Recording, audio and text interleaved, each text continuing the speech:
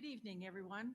Welcome to the Sweetwater County School District Number 1 Board of Trustees meeting. I call the meeting to order. If you would stand and join me in the Pledge of Allegiance.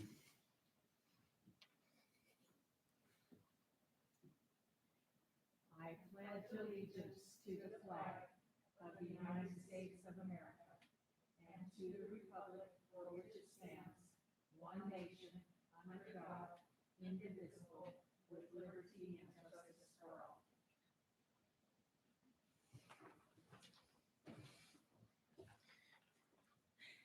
Mrs. Bolton, if we could proceed with the recognition.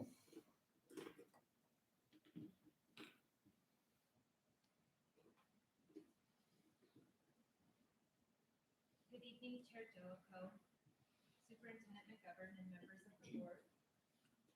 Are we good? Tonight, we have quite a few recognitions because of the amount of retirees that we have, unfortunately, leaving the district. Fortunate for them, we're happy for them, but sad for us. But first, we would like to start off by recognizing Ms. Debbie VARRAS and Zach GUNYAN this evening. Both Debbie and Zach were essential in preparing and ensuring the accreditation process went off without a hitch. The amount of hours that both of them spent in uploading documents, correcting websites, working with us very late at night to ensure that the process went off very smooth. There are no words to describe.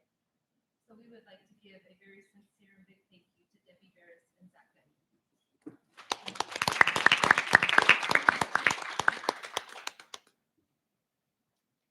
Next, we would like to recognize Mr. Sean GRUBE and Mr. Wes WOODWARD. In order to ensure all students had a clean area during their lunchtime, Sean and Wes sanitized the gym floor at Rock Springs Junior High 3 times each day for the entire 2020-2021 school year.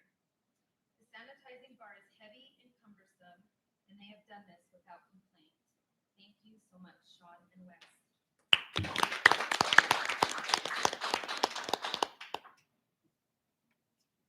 Rock Springs High School and Western Wyoming Community College student ALISON JENSEN was awarded the very first Western Wyoming Community College Annual Dual Student of the Year Award. ALISON is graduating high school with 55 college credits and an institutional WWCC GPA of 3.909. ALISON was recognized at the WWCC Awards Banquet on April 29th and was awarded a $500 WWCC scholarship. Superintendent McGovern stated that ALISON sets the standard high as a role model for other students to follow, both inside and outside of the classroom. Congratulations, ALISON.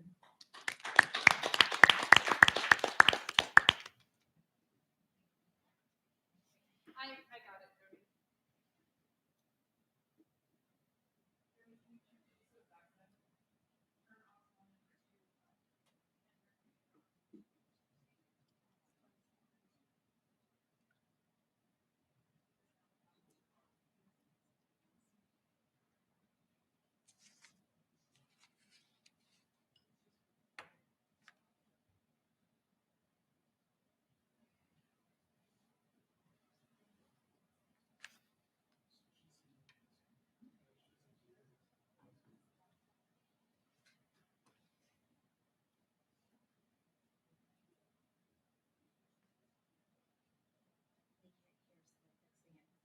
Oh, okay.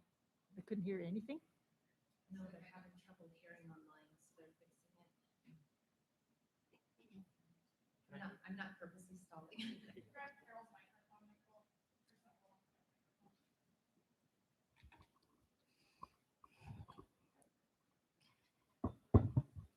If it's right there, can you hear me okay? Oh, is it on? Oh, can you hear me okay with her microphone right there? Yes, they are saying yes. Do they need me to reread those? They could Oh. hear. Okay, just a quick summary. We recognize Debbie VARRAS and Zach GUNYAN for their hard and dedicated work that they did in preparing us for the district accreditation.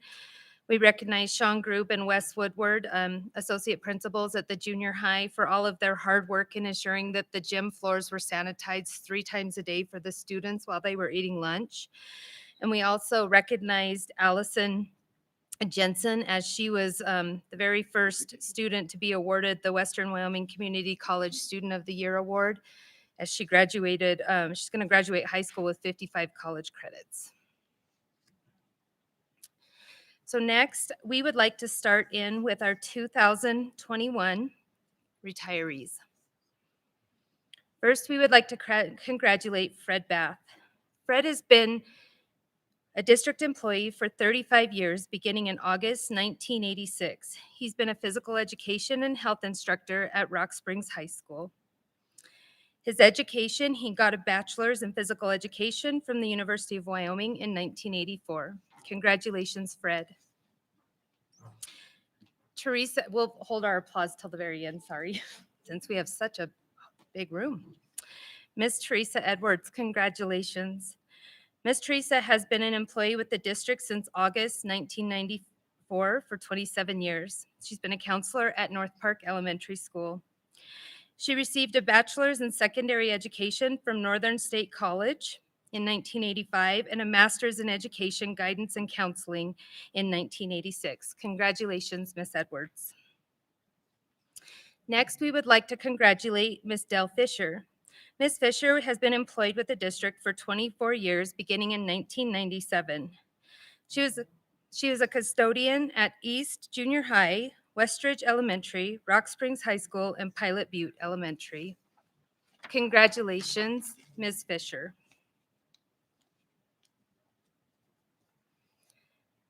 We would like to congratulate Ms. Darlene George. Or who's changing that? Okay, that's Dale. Can we go to the next one? That's Ms. Fisher. Thank you. The next one that we would like to congratulate is Ms. Darlene George. Ms. George has been employed with the district for 15 years, beginning in 2006. She has taught Read 180, Title I, and been an elementary instructor at Lincoln and Sage Elementary Schools. Ms. George graduated in 2008 with a bachelor's in interdisciplinary studies. Congratulations, Ms. George. Next, we would like to congratulate Ms. Lori Hanks. Ms. Lori Hanks has worked in the district for 38 years, beginning in August of 1983. She's been an elementary instructor at Farson Eden Elementary School. She graduated in 1981 with a bachelor's in elementary education and in 1987 with a master's in curriculum and instruction. Thank you, Ms. Lori Hanks. Next, we would like to congratulate Sherry Howe. Ms. Sherry Howe's been with the district for 31 years, beginning September 1988. She's been an elementary instructor at Overland, Roosevelt, and Westridge Elementary Schools. She graduated in 1988 with a bachelor's in elementary education. Congratulations, Ms. Sherry Howe. Next, we would like to congratulate Ms. TERRI Hueckstedt. Ms. Hueckstedt has worked in our district for 38 years, beginning in August of 1983. She's been an elementary instructor at Farson Eden, Superior, Westridge, Desert View, Yellowstone, and Overland Elementary Schools. She's been a district-wide instructional facilitator, and she's also been a reading instructor at Rock Springs Junior High. Ms. TERRI graduated in 1983 with a bachelor's in elementary education and then with a master's in education general in 2001. Congratulations, TERRI Hueckstedt. Next, we would like to congratulate Ms. Lisa Coleman. Ms. Lisa Coleman has worked in our district for 39 years, beginning in August of 1982. She's a district-wide elementary vocal music instructor and a music instructor at Rock Springs High School. Ms. Coleman has a bachelor's in music theory composition, which she graduated with in 1981. Also, in a bachelor's in music education, which she graduated in 1981. And a master's in music, of which she received in 1985. Congratulations, Ms. Coleman.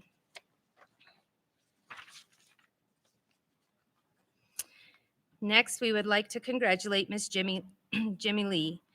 She's been here for 14 years, beginning in September of 2007. She's been a paraprofessional at Lincoln and Sage Elementary Schools. Congratulations, Miss Jimmy Lee, sorry. Next, we would like to congratulate Tracy Maldonado. Tracy Maldonado has been an employee with the district for 30 years, beginning in August of 1991. She's been an elementary instructor at Washington, North Park, and Westridge Elementary Schools. Ms. Maldonado graduated with a bachelor's degree in elementary education in August of 1991. Congratulations, Ms. Maldonado. Next, we would like to congratulate Mr. Terry McCrann. Mr. McCrann has been with the district for 36 years, beginning in September of 1985. He's been a science instructor at East Junior High School and Rock Springs High School. Mr. McCrann graduated with a bachelor's in education, biological science in 1985. Congratulations, Mr. Terry McCrann. Next, congratulations, Mr. Bruce Metz. Mr. Metz has been with the district for 36 years, beginning in September of 1985. He's been a science instructor at White Mountain Junior High, East Junior High, and Rock Springs High School. He received a bachelor's in wildlife conservation and management in May of 1983. Congratulations, Mr. Bruce Metz. Next, we would like to congratulate Mr. Dan Mitchelson. Dan has been with the district for 30 years, beginning in September 1991. During this duration, he has taught Farson Eden Middle School and been a high school instructor out there as well. Mr. Mitchelson received his bachelor's of education in 1990 and then went further to receive his master's in educational leadership in 2008. Congratulations, Mr. Mitchelson. Next, we would like to congratulate Miss Patricia, or Patty, as we all call her, Mitchelson. Miss Mitchelson has been in the district for 33 years, beginning in August of 1987. She was a Yellowstone Elementary School instructor. She's been a Farson Eden Elementary and Middle School instructor, and she's also been an instructor at Rock Springs Junior High in Family and Consumer Science and Math. Miss Mitchelson received a bachelor's in elementary education in 1987 and then became a national board certified teacher in 2008. Congratulations, Miss Mitchelson. Miss Christy Novak, do we have Lisa? Newell? We would like to congratulate Miss Christy Novak. Miss Christy Novak has been an employee in the district for 27 years, beginning September 1989. She's been an elementary instructor at Superior and Westridge Elementary Schools, a reading instructor at Independence High School and Rock Springs High School, and a district-wide instructional coach and graduation coach. Ms. Novak graduated with a bachelor's in elementary education in 1988. Congratulations, Ms. Novak. Sorry, I gotta get a drink of water. Oh, getting dry.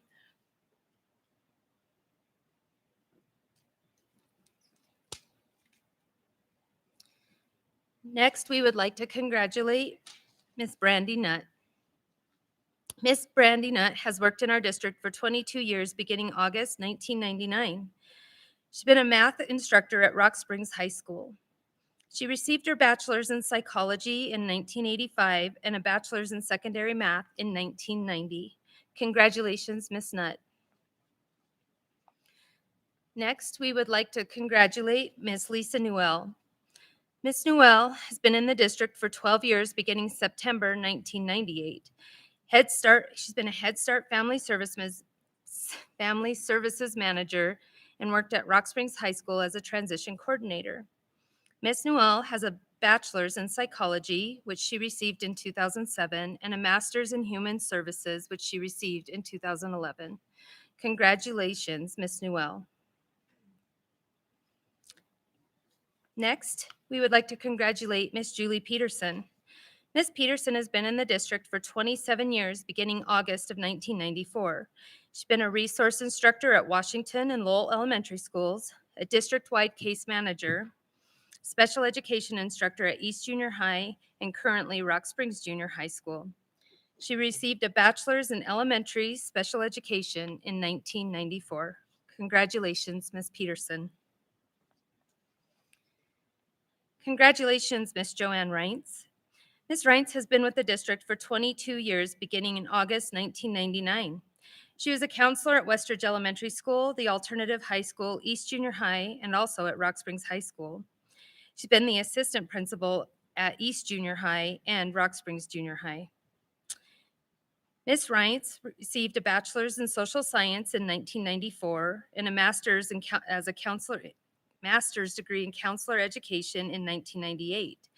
She became a national board certified counselor in 1999 and received her education specialist degree in education in 2006. Congratulations, Ms. Reintz. Next, we would like to recognize Ms. Cheryl Rideout. Ms. Rideout has been with the district for 25 years, beginning August 1996.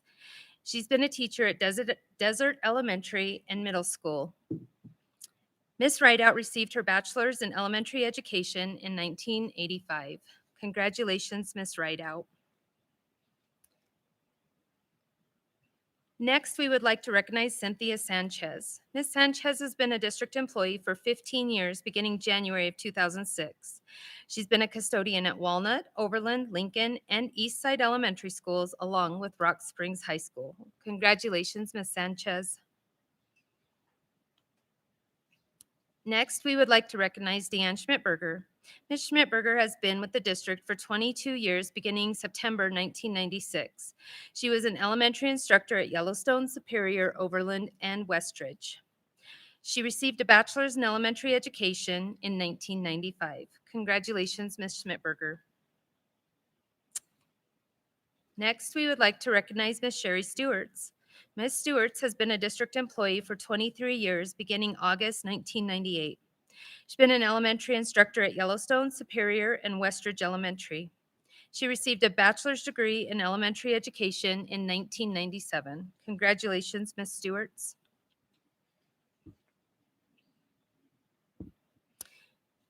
Next, we would like to recognize Mr. Brett Stuckey. Mr. Stuckey has been with the district for 29 years, beginning August 1992. He's been an elementary instructor at Walnut and Lincoln Elementary Schools, as well as a district-wide elementary librarian.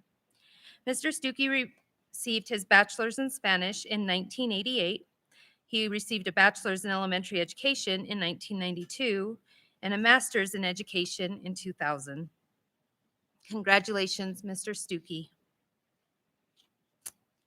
Next, we would like to recognize Ms. Ellie Thurichin. Ms. Thurichin has been with the district for 20 years, beginning September 2001. She's been a district-wide English learner instructor. Ms. Thurichin has received a bachelor's and a master's in foreign language in 1983. Congratulations, Ms. Thurichin. Next, we would like to recognize Mr. Alan Jeff Varley. Mr. Varley has been employed with the district for 15 years, beginning in August of 2006. He's been a math instructor throughout this duration at Rock Springs High School. Mr. Varley received a bachelor's in secondary education in 2005. Congratulations, Mr. Varley. And last but not least, we would like to recognize Mr. Tony Yurkovich. Mr. Yurkovich has been with the district for 28 years, beginning in August of 1993. He's been an elementary instructor at Superior Elementary School and also a business instructor at East Junior High, Rock Springs Junior High, and Rock Springs High School. Mr. Yurkovich received a bachelor's in business education in 1989. Congratulations, Mr. Yurkovich. So as you can see, we are losing a lot of experience and a lot of special people that have made a huge impact on many students' lives. And so we would like to humbly say congratulations and that you will be very missed.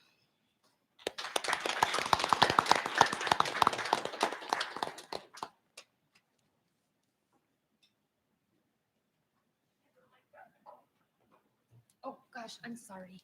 I'm sorry. I forgot that was there.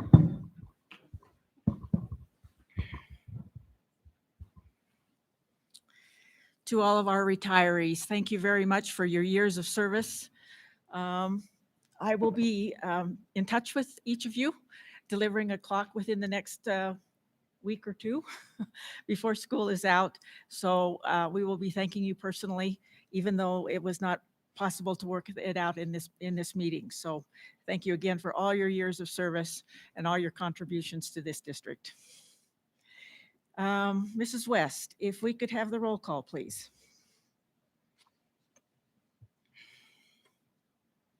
Mr. Vitolo? Here. Mrs. Summers? Here. Mr. Reedy? Mr. Mickelson?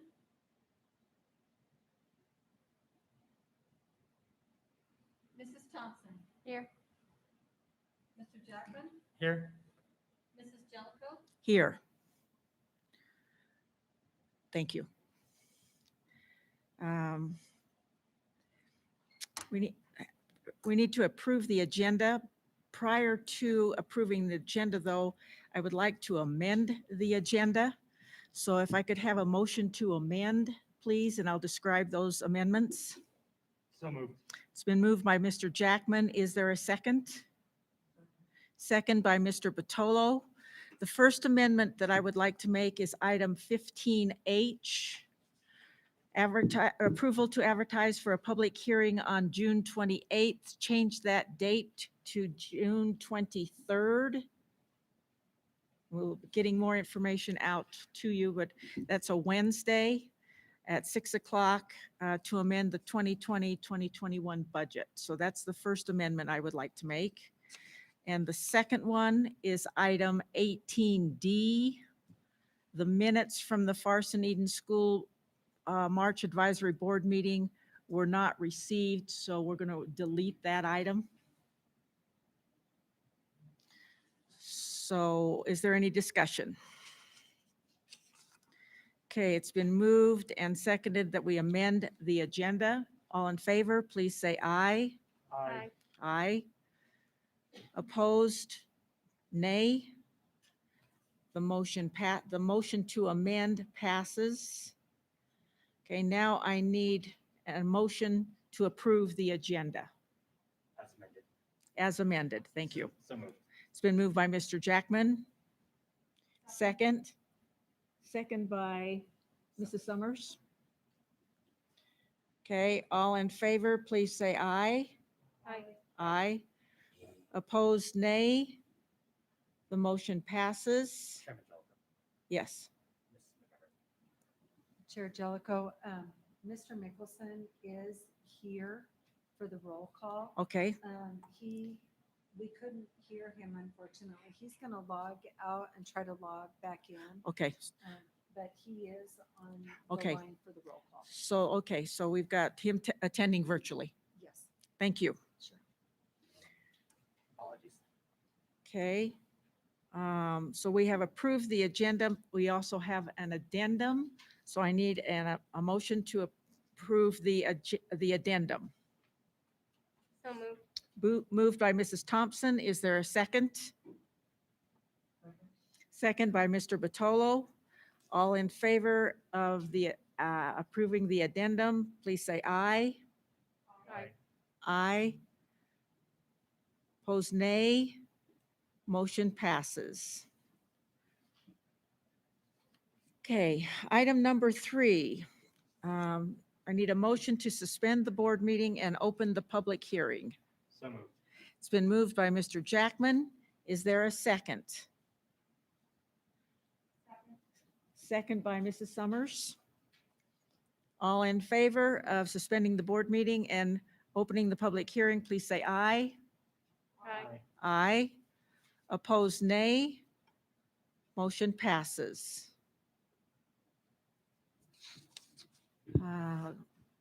Okay.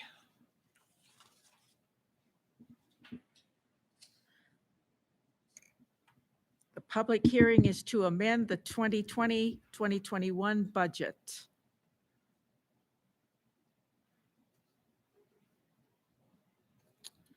Good evening, Please. Chair Jellicoe. Good evening, Board of Trustees, and good evening, Superintendent McGovern.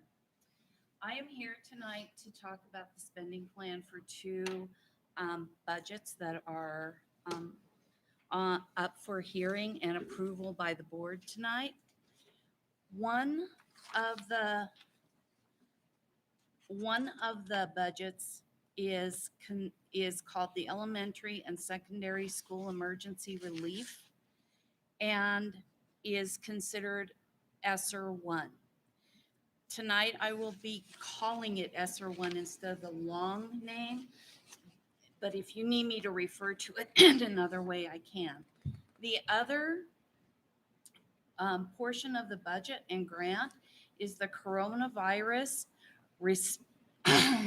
response and relief supplemental appropriations, or CARISA Act, or ESSER 2. So as you can see, sometimes they get a little confusing, but I will be calling this one ESSER 2 as I move through and explain and share with you the spending plan. Couple of things to keep in mind as I move through this is that the ESSER 1 is considered a competitive grant. And as such, we have to compete with other districts across the state for funding and are not guaranteed a certain amount of funding. For the ESSER 2, it is an allocated fund, and we do know how much we have received, and it has already been approved. So just so that you know, there's two different types of grants that we will be talking about tonight. As you look through the spending plan, you can see some itemized pieces. What we have focused on for both the ESSER 1 and the ESSER 2 are facilities, nutrition services, technology, and instruction. What we have done is we've built two spending plans that have some duplication of items across the board. So if it is something that is not funded in the competitive grant or the ESSER 1, we are looking at picking that up or using ESSER 2 funds, or the next grant that will come open, we don't know when, which is the ARP, which is the American Reserve Plan grant. All of these grants are tied to the federal funding that has been allocated for the CARES and for the coronavirus. If you scroll down and take a look at some of the items that we have for the facilities that are on both the budgets, you will see that there is an item that is a DDC, and that is a direct digital control system, and indirect evaporative systems. And these will help support the air and the ventilation systems within the buildings and are an approved allocation for the coronavirus and the facilities and the money going towards that. The other area that you will see that is primarily in the funding right now within the ESSER 1 are items that are related to the nutritional services. If those are not funded through the ESSER 1, we will look at putting them into the ARP, which is the third coronavirus grant, but we haven't received funds for yet. The next area, general area, is the technology area, and you will see that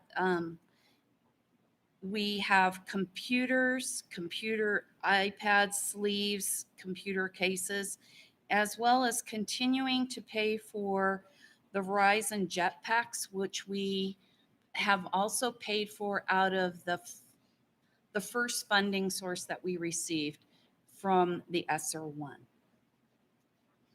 Scrolling down, if you take a look at the next section, which is also the instructional section, those funds are appropriated to the ESSER 2 and include a Friday school. They include interventionists. They include building out our virtual school. And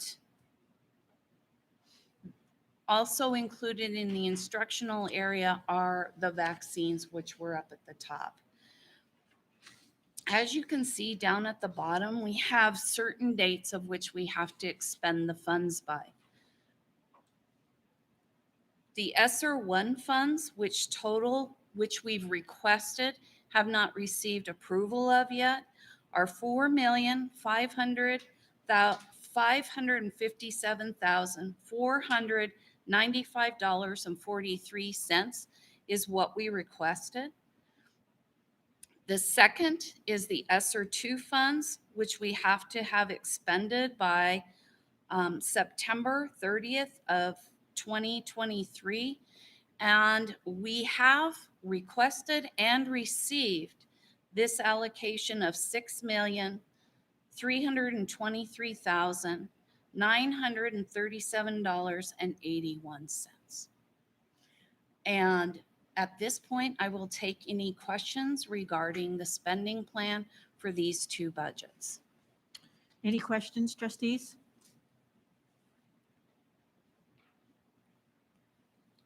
Thank you for the explanation.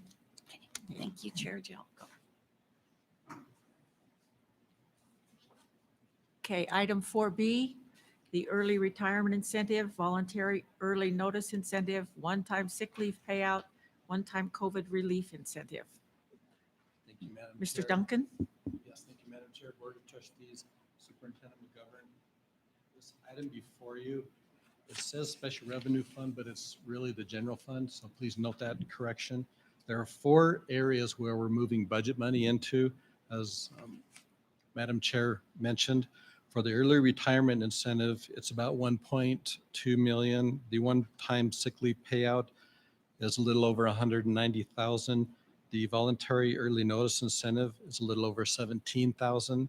And the one-time COVID relief incentive is a little bit over 524,000. And this money is coming from the partly the 1.8 that was set aside by the board at the beginning of the fiscal year. There's also 60,000 that the board was kind enough to kick in from the climate survey that was released earlier this year. There was money already set aside in the budget for a sick leave payout and also a contingency for disability. And then there's a little bit, $899 from a salary certification contingency. And so we're just moving the money into the right places for those 4 different areas. Any questions, trustees? Thank you. Okay, I have received no public comment with regard to the public hearing. So I would entertain a motion to close the public hearing and reconvene the board meeting, excuse me. Is there a motion? Moved by Mrs. Thompson. Is there a second? Oh, okay, it was Mrs. Summers, I'm sorry. Okay, and that was the second? The motion was by Mrs. Summers? Okay, and the second? Second by Mrs. Thompson. Okay, all in favor, please say aye. Aye. Motion passes. So we are now back into the regular board meeting. Item number 7, superintendent reports. Item 7A, the 2021-2022 district plans. Superintendent? Good evening, Chair Jellicoe and fellow trustees and members of our community. What we have for you tonight is just a real quick update as to the status of how things are going as we move forward for our next school year. And so we don't have a presentation for you this evening because of things are moving pretty quickly as we get ready for those. And so what we would prefer is to share some information with you and then welcome any questions that you might have or perhaps have received from our community. Really, the first thing that I just wanted to share with all of our board members is, as you're probably aware, tomorrow we have our first transition day, which is taking place from 9 until 10:30. And that really has been taking a whole concerted effort throughout the school district for our K through 6. We've done a lot of steps in preparation for tomorrow's transition day. Our first is huge kudos for our administrators and our teachers that have put plans in for when all this change happens at one time. And that includes our outlying schools as well. We know that they've got plans for how they want to welcome students into the next grade level. And then we do have some staff that are shifting around a little bit, so we're doing our best to make that happen. One of the other steps that we've done to help prepare for our K-6 is we really appreciate what Joe and Rochelle and all of our bus drivers have done to help us out. For example, in one of our schools that is closing in Overland, our students in K through 2 will be able to have that opportunity tomorrow to head over to Sage Elementary. So we'll have transportation for them. And then our 3rd and 4th graders, Joe and Rochelle also have 2 other buses. One of them will be to take our 3rd and 4th grade over to East Side, and then that 3rd bus to take them over to Pilot Butte. So we're trying to make sure that our little guys have that opportunity to see where their new playground is going to be, where they're going to eat lunch, maybe make a friend or two or someone that looks familiar to them, and really take away some of that anxiety that they might have as they move forward into that new change for the next school year. One thing that we do ask is some of our parents at home may have had a question about the school for the next year. And so one of the steps that we did as the district was, and special thank you to Stephanie and her IT staff, we sent home personalized letters to all of our K-6 parents to let them know what their school for the next year would be. And so if the school didn't have their most current address, it was hard to predict the next school. So if any of our families have moved, it's really, really important that they update the school with their current address so that we can get the correct letter going out. And then if there were any little snafus on there, I think we worked all those out so that our parents knew which school our kids were going to go to. Just an additional step to try to make that change and that transition move forward a little bit better. So we've got that tomorrow morning, and that's going to work out great. We're all looking forward to that. I think that'll help our kids a lot, and we know if our kids feel good, our parents will too. So we have that coming, and then we have one more that I want to share, and then I'll pass it over to Dan and Joe. Our other transition day is on the 20th, and that one is for our 7 through 12. So our junior high, Rock Springs Junior High, they're participating double time. So tomorrow they're welcoming our 6th graders into their school. So they're getting ready for junior high. And then on the 20th, our 8th graders are going to head up to Rock Springs High School or Black Butte. And so again, we've got transportation all worked out, courtesy of Joe and Rochelle, and the communication with our administrative team. We appreciate that. So trustees, any questions on any of the transition plans? We're really trying to work hard and get people a good feel. Any questions? Okay, please proceed. Okay. Joe and Rochelle, I welcome you guys to give an update on your areas a little bit on facilities or new bus routes. Oh, what did I say? Dan, you're Dan. You're not Rochelle. Sorry about that.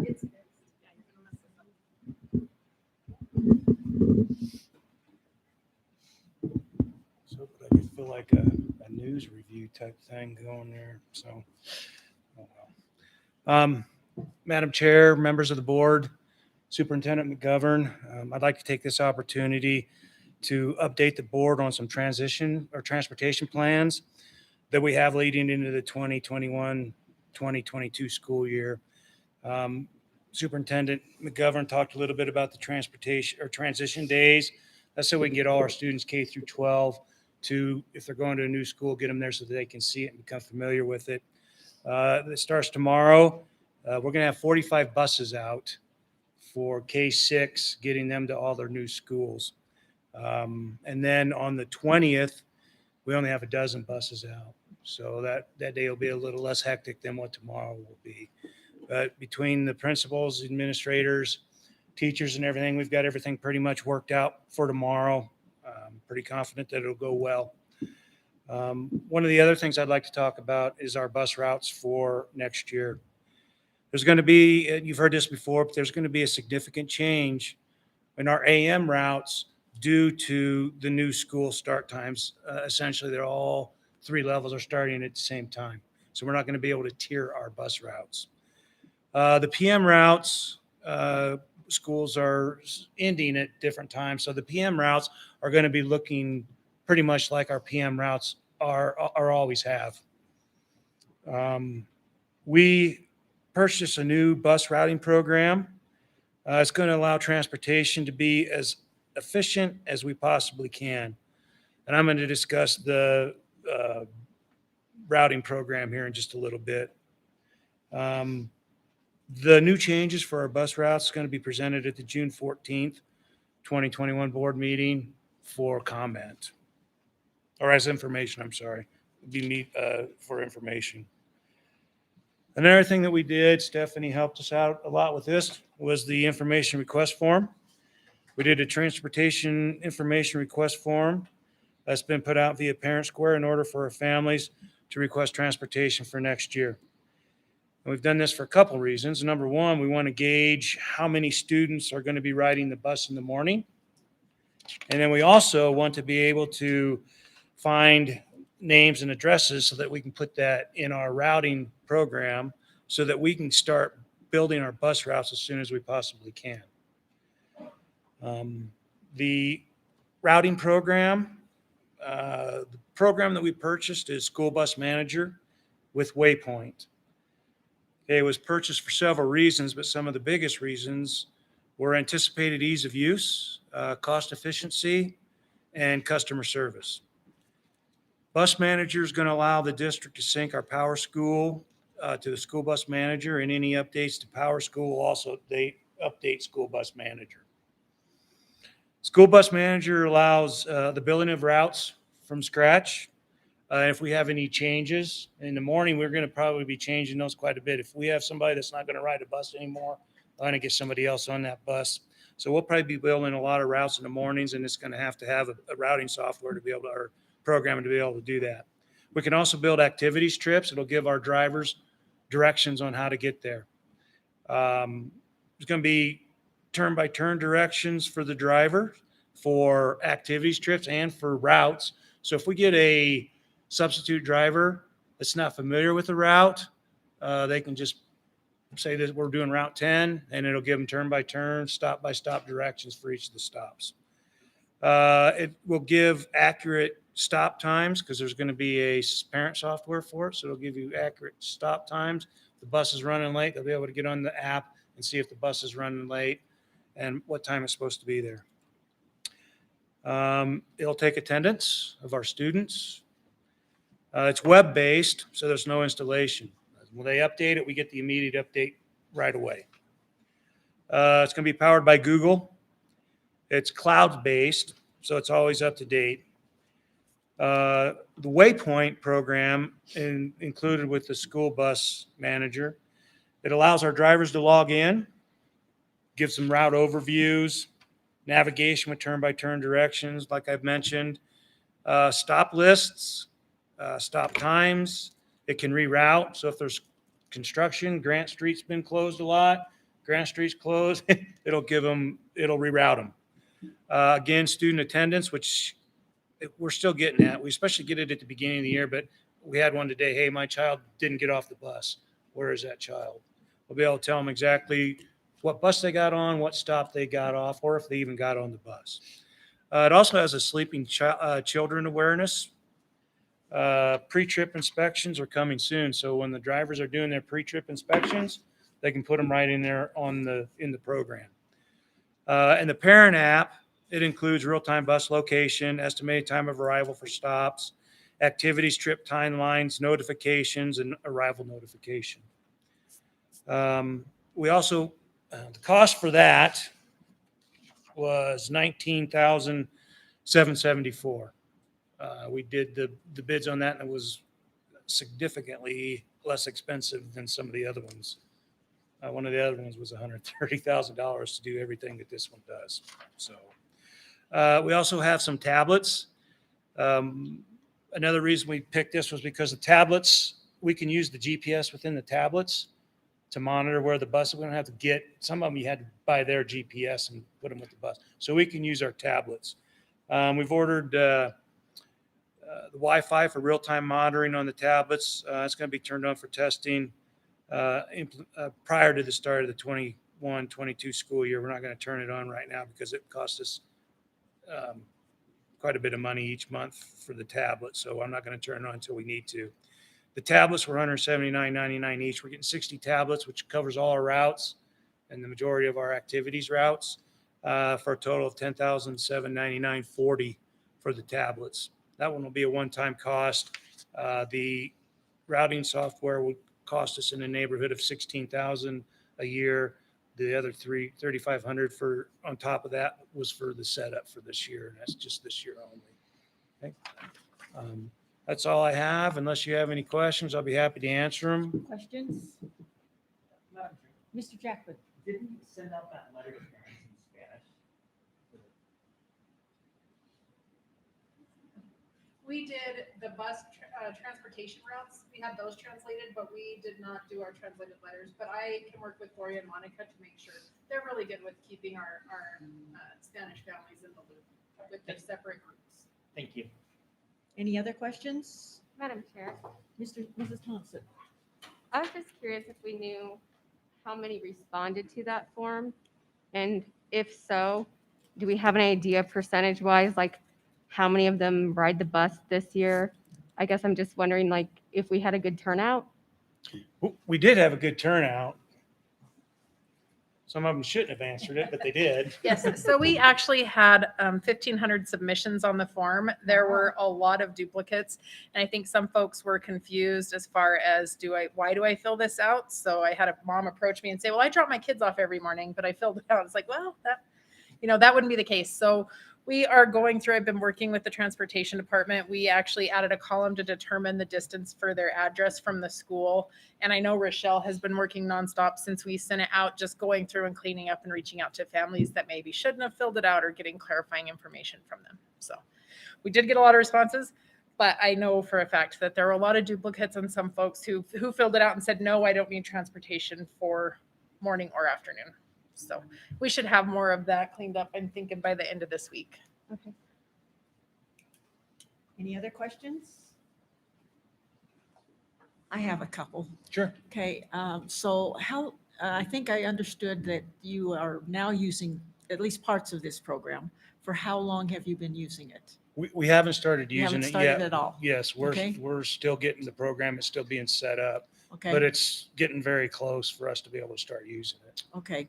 Second question, if where it updates the times for the bus stops and so forth, I'm assuming that if in bad weather or something like that and the bus is slowed down, kinds of things, those corrections would be made in that way. The parents could access that and have a truer picture of when the anticipated arrival time is. That's exactly correct. Okay. And as long as we have GPS, they'll be able to do that.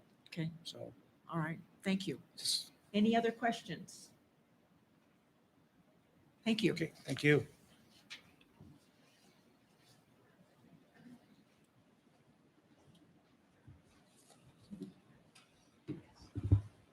Madam Chair, trustees, superintendent. I'm just going to give a quick overview of some of the projects that we've already started and some of the ones that we have coming down the line, and then the update for satellite school. As of the last board meeting and the approvals that you gave us as far as moving forward on some of the projects, just a real quick update. The DDC controls over at the junior high have started. The dividers, the bathroom stall dividers up at the high school will start Monday.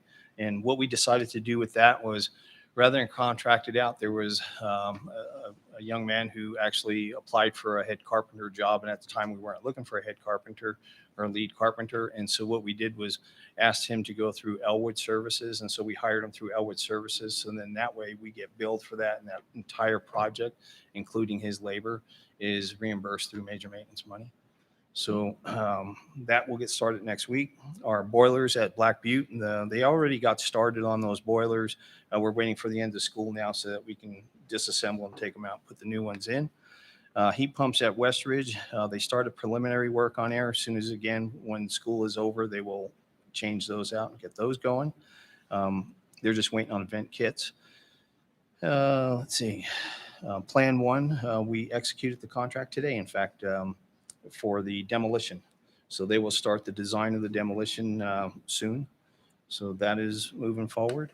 A couple of the other projects, we've got about 20 other major projects that will be going on this summer. So one thing that's not on the agenda, but I just want to make you guys aware of, is this year I'm going to try something a little bit different because we have so many major projects going on. Now, what happens in my office is we have 2 people that handle bills, all the invoices, the purchase orders, and come in. So on a normal project, when you have a general contractor, he has a set time for pay apps to be submitted to his office so he can get that pay app submitted to us. When we act as a general contractor, in a case of like Overland, where we hire out individual contracts, they bill us as they progress. Well, what that means is my secretaries now on one project, instead of handling one pay app, may have 10. May have 8. Now, when you have 20 projects and you have all those pay apps come in, it's a mess. And trying to keep track of all the projects, what I do is I split all the projects as far as direct district oversight between myself, Mark Portillo, and Terry Bernardes. But this year, because of the projects that we've taken on and because of the timeframes of getting schools ready for the reconfiguration, what I've decided to do was we went out and for professional services as far as hiring people. We kept the contract to a minimum so that we use them whenever we need them sparingly. But looking at using an architectural service and engineering service, what they do is they guarantee us a price so that we have services up to, say, 160, 200 hours. What that allows them to do is if we have an issue on a project where we're running a water line, and we're not sure what size the water line should be, but we have the ground open, we can call on these folks. They come down, they look at it, they look at the specs, and they can tell us pretty much what we have. So it's a project coordination and consulting.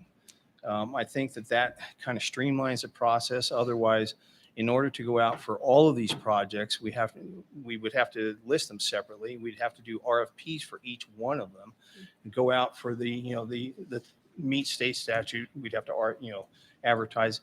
The process itself is so time consuming that I don't think we'd ever meet a timeline.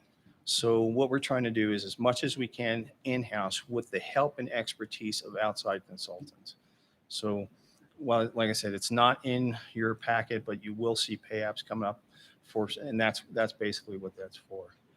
Any questions on any of those? Any questions? Okay, Satellite High School. For the most part, Satellite High School is coming along pretty good. It's looking good. We've had lots of time to go through the building, and this project, I have been a stickler for keeping documentations. We have 4 areas that, quite frankly, I'm tired of telling them over and over and over and over that they're not within compliance. Now, what they constantly tell us is they're within code. And that's true. In most cases, they are within code. But specifications are more stringent than code. And they are not within the specifications. So what that means is while they move along and they push all this stuff through, and while we keep going back there through our architect, through our owner's rep, and myself even being at meetings, and like I said, I've got all kinds of documentation telling them while they're meeting code, they are not meeting specifications. A good example, code allows conduit to make up to 359 degrees in bends. But our specifications say 270 degrees. One of the reasons for that is we know we're going to add on to this school. If you have more bends in there and you have to pull additional wires, it becomes really difficult to navigate that many bends. So what that means is it requires more pulling boxes. When we say 3/4 inch conduit in a wall, we mean 3/4, not 1/2 inch. And while it shows in the plans that they're running 7 wires, 12 gauge wires through 1/2 inch conduit, which is perfectly legal. He's got his picture with his finger pointing out the code saying that it will accommodate 9 12 gauge wires. We specified 3/4 because if we add on, we may put more than 9 12 gauge wires in that conduit, which would mean later on down the road, we would have to spend more money upgrading things that were specified on the first go around. Data wires. I work very well with IT, and I rely on their expertise because I think it's unsurpassed in any part of the state of Wyoming. Our guys in IT with Stephanie and her group, they know what they're doing. They have done incredible amounts of research on how wires should be run.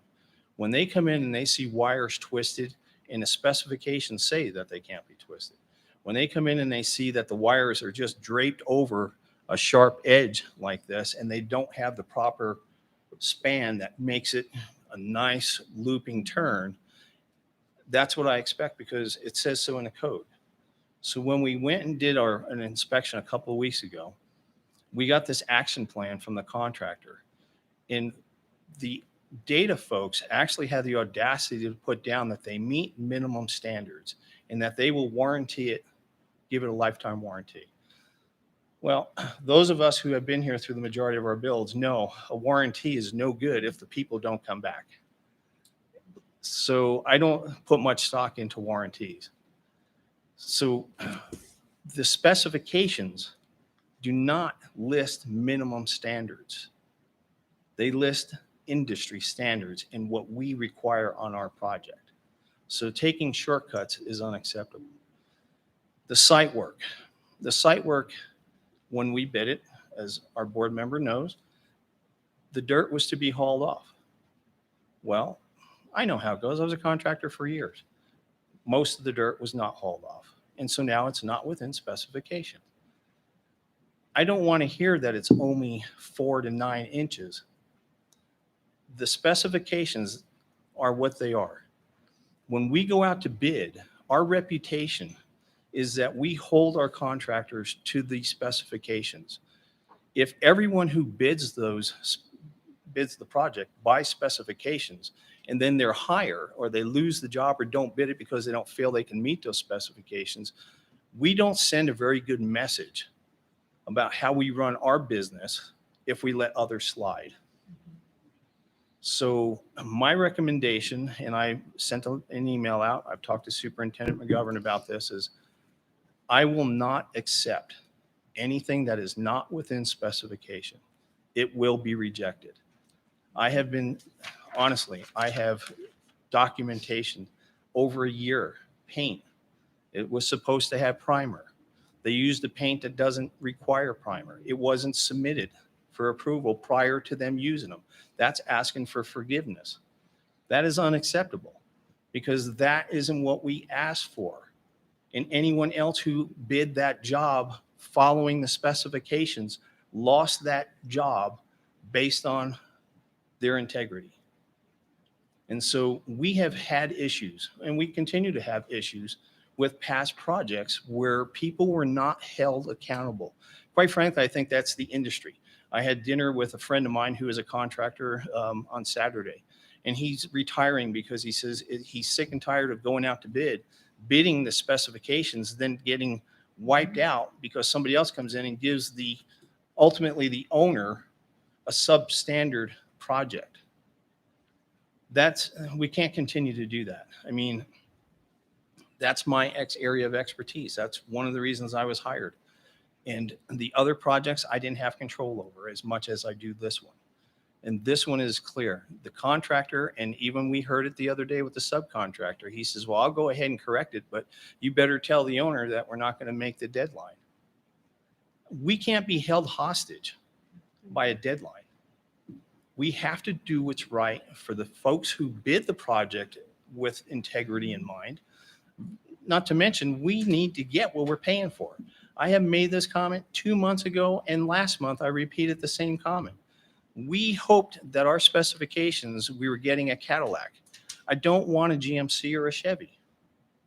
I want the Cadillac because that's what the folks in this community are paying for.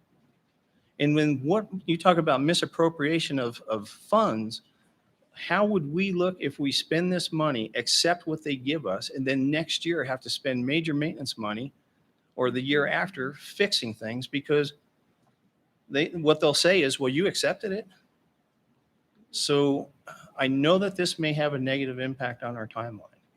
I hope it doesn't. Superintendent and I and Scott will get together to look at what this, if it does, what the actual cost will be. Liquidated damages are kind of a joke because unless you can go to court and actually prove that you lost money, then it doesn't really count. So, I mean, it takes a lot of work on our end, but my recommendation is that whatever it takes, we should make and hold the contractors accountable to following specifications. And unless someone tells me otherwise, that's what I will do. Any questions, concerns, comments, Any questions or direction? comments? I would applaud you for doing that. I mean, we have obviously reasons for putting those specifications in there. You know, the contractor may not be aware that we may be looking at building onto that school or whatever. Mhm. We have reasons for making those specifications, and the expectation is those specifications will be met. And I think I concur with the rest of the board. I'm getting head nods, so I Okay. think I have concurrence on that. Then I will move forward as I planned. Thank you. Thank you. Superintendent McGovern, anything else on item 7A? No, thank you, unless there's questions. Okay. Any other questions that come to mind? Okay, then we'll move to item 7B, the preliminary budget. Mr. Duncan. Yes, thank you, Madam Chair. I'm pleased to present a balanced preliminary budget for next year. And I'd also like to thank the schools and the departments, Gina and the ladies in my office, Superintendent McGovern, and especially Nicole Bolden, who did a lot of the heavy lifting staffing wise. To give you a broad overview, what's in the preliminary budget are steps and lanes, the restoration of the frozen steps, the increase of the 0.25% for the Wyoming retirement system. There is a lease for a bus in there and also a potential purchase of some DERA buses, about 5 DERA buses, and also the staffing and operations for the Rock Springs Satellite High School. What's not included are the raise to the base that will come later on to the board as an action item as a result of negotiations. There are a few off-schedule salary increases that are not yet included. There's the extra duty recommendations that will also come before the board a little bit later. There are some items that are still in process. As you know, the legislature was a little bit delayed this year and that pushed us back as well. And we got as much done as we could. For the certified staffing, I think that's pretty darn close. And that represents about 53 positions that were absorbed. There's an additional administrative position, a co-principal position. The classified side, we're still working on that. But the number should be lower when we're done as opposed to higher. And we're still in the process of going through the foundation estimate as well, that they just came out with their corrected preliminary WD 100 today. So I haven't had the chance to plug the numbers, but we will be doing that. And if I could bring your attention to the first page there, that's the expenditure side of the preliminary budget. And as you can see on that far right column, there are a lot of negatives there, and that's a result of the staffing reductions. There is also some negatives as a result of items being earmarked in the previous year's budget, and that would be the 1.325 for staff compensation, as well as a 1.8 staff compensation, that those are not carried over into the preliminary budget. There are a couple of line items I'd like to point out to you. On the special ed side, that traditionally we budget as a contingency about $550,000, and that's to cover any out-of-district placements that may occur throughout the year, and they can be pretty expensive. You know, that contingency could be chewed up in 2 students if they needed to be placed for a year. But what we did is we carved out about 200,000 of that contingency and put it down into the psychological programs. And what that does is it gives Mrs. Arnoldi a little bit more flexibility in case she needs to provide services for speech or for psych. So it allows her some areas to do that. I think I've hit most of the high points. I won't go through them all, but I would be happy to entertain any questions on the expenditure side. Any questions? Please proceed. Okay, the next page is the revenue side. And we're projecting a decrease in our ADM of a little over 145. And, you know, we've been talking about that through the last few months. As I mentioned previously, we don't quite know yet what the projected funding is going to be. So I have the estimate that we've been working with the past few months as well. We did have to make a downward reduction in the estimate for both transportation and special education, both of which are reimbursed at 100%. If you take those 2 together, that's about 1.9. So we had to reduce our revenues by about that much. And also I took down the estimate for the local resources, and that's mainly because of our interest, that we're not, you know, getting nearly as much interest as we had anticipated previously. The way Wyoming retirement is in there too. And so if you go down to the very bottom, the total available resources and cash is a little over 91.6 million, almost 91.7. Any questions on the revenue side? Any questions? Okay. Okay, and the last page, the 3-year projection. And as I mentioned before, I was happy to be able to present a balanced preliminary budget. So if you go down to the very bottom in those thin yellow lines, the next year shows a 0. We are still a little bit out in year 2, so that would be the 22-23 year. But I think that's a manageable amount. We're still out quite a bit, 5.3 in the 23-24 budget. And, you know, with given the state of the economy and the legislature, we don't really know what that number is going to be. But anyway, that's our best guess. As I mentioned before, we had a reduction on the revenue side for both the transportation and the special education. If you go down to the second part of that, there's other cost, other net cost or cost savings if it's in the parentheses. And so you'll see a reduction of about 5.6 million. About $500,000 of that is the estimate for health insurance. So we're able to keep our health insurance budget the same as it was last year, even considering a slight increase in our rates. The remainder of that is mainly on the personnel side. So about 5.1, most of that is due to the work of Mrs. Bolton, the 5.1. And there's some other, you know, changes too, but that's the bulk of it there. We're using about 2.7 of our cash carryover to balance the budget next year.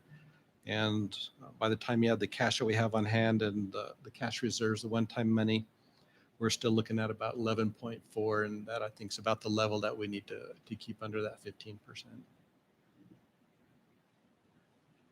Any questions? Questions?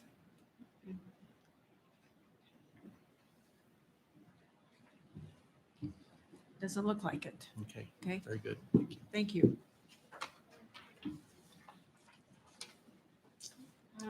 Okay, item number 8 is communications and correspondence or the public comment. If a member of the public initiates specific complaints or charges against an employee in order to protect the employee's rights to privacy and due process, the board will only hear those complaints or charges in closed session. The board encourages concerned individuals to file complaints using the appropriate district complaint procedure and appropriate forms, which can be obtained from the district's website. As per policies B, DDH, and KD, please limit the comments to the board to 1 time. So these are the comments that we have received as of 4 o'clock today. James Graham is a parent. His comment, with all of the budget cuts being made, how can the board decide to promote an individual to a co-principal to a K-3 school? What would be the need for 2 principals in any K-3 schools? This appears to be making administration very top-heavy, as there really is no need for 2 principals in these schools, as these kids are not going to be hardened criminals where there would be little, if any, discipline issues. I would just remind Mr. Graham that this board had 2 priorities. The first of which was to not increase class size, and the second was not to implement a RIF or to retain all of our quality employees. And that includes administration. The schools that this principal is serving is Sage and Stagecoach. So both of those schools are almost doubling in size of student population, with Westridge moving to Stagecoach and Overland moving to Sage. So due to the number of increased students and the fact that we were retaining all of our staff, that is the reason that this person was added to as a co-principal in a K-3 building. It's really the number of students that they're going to be dealing with. And so they, as principals, they are educational leaders in their schools, and that's important to have that presence there for their teachers, as well as the best interest of the students in that building. Is there anything that you would like to add, Superintendent McGovern? Just one other final comment on there.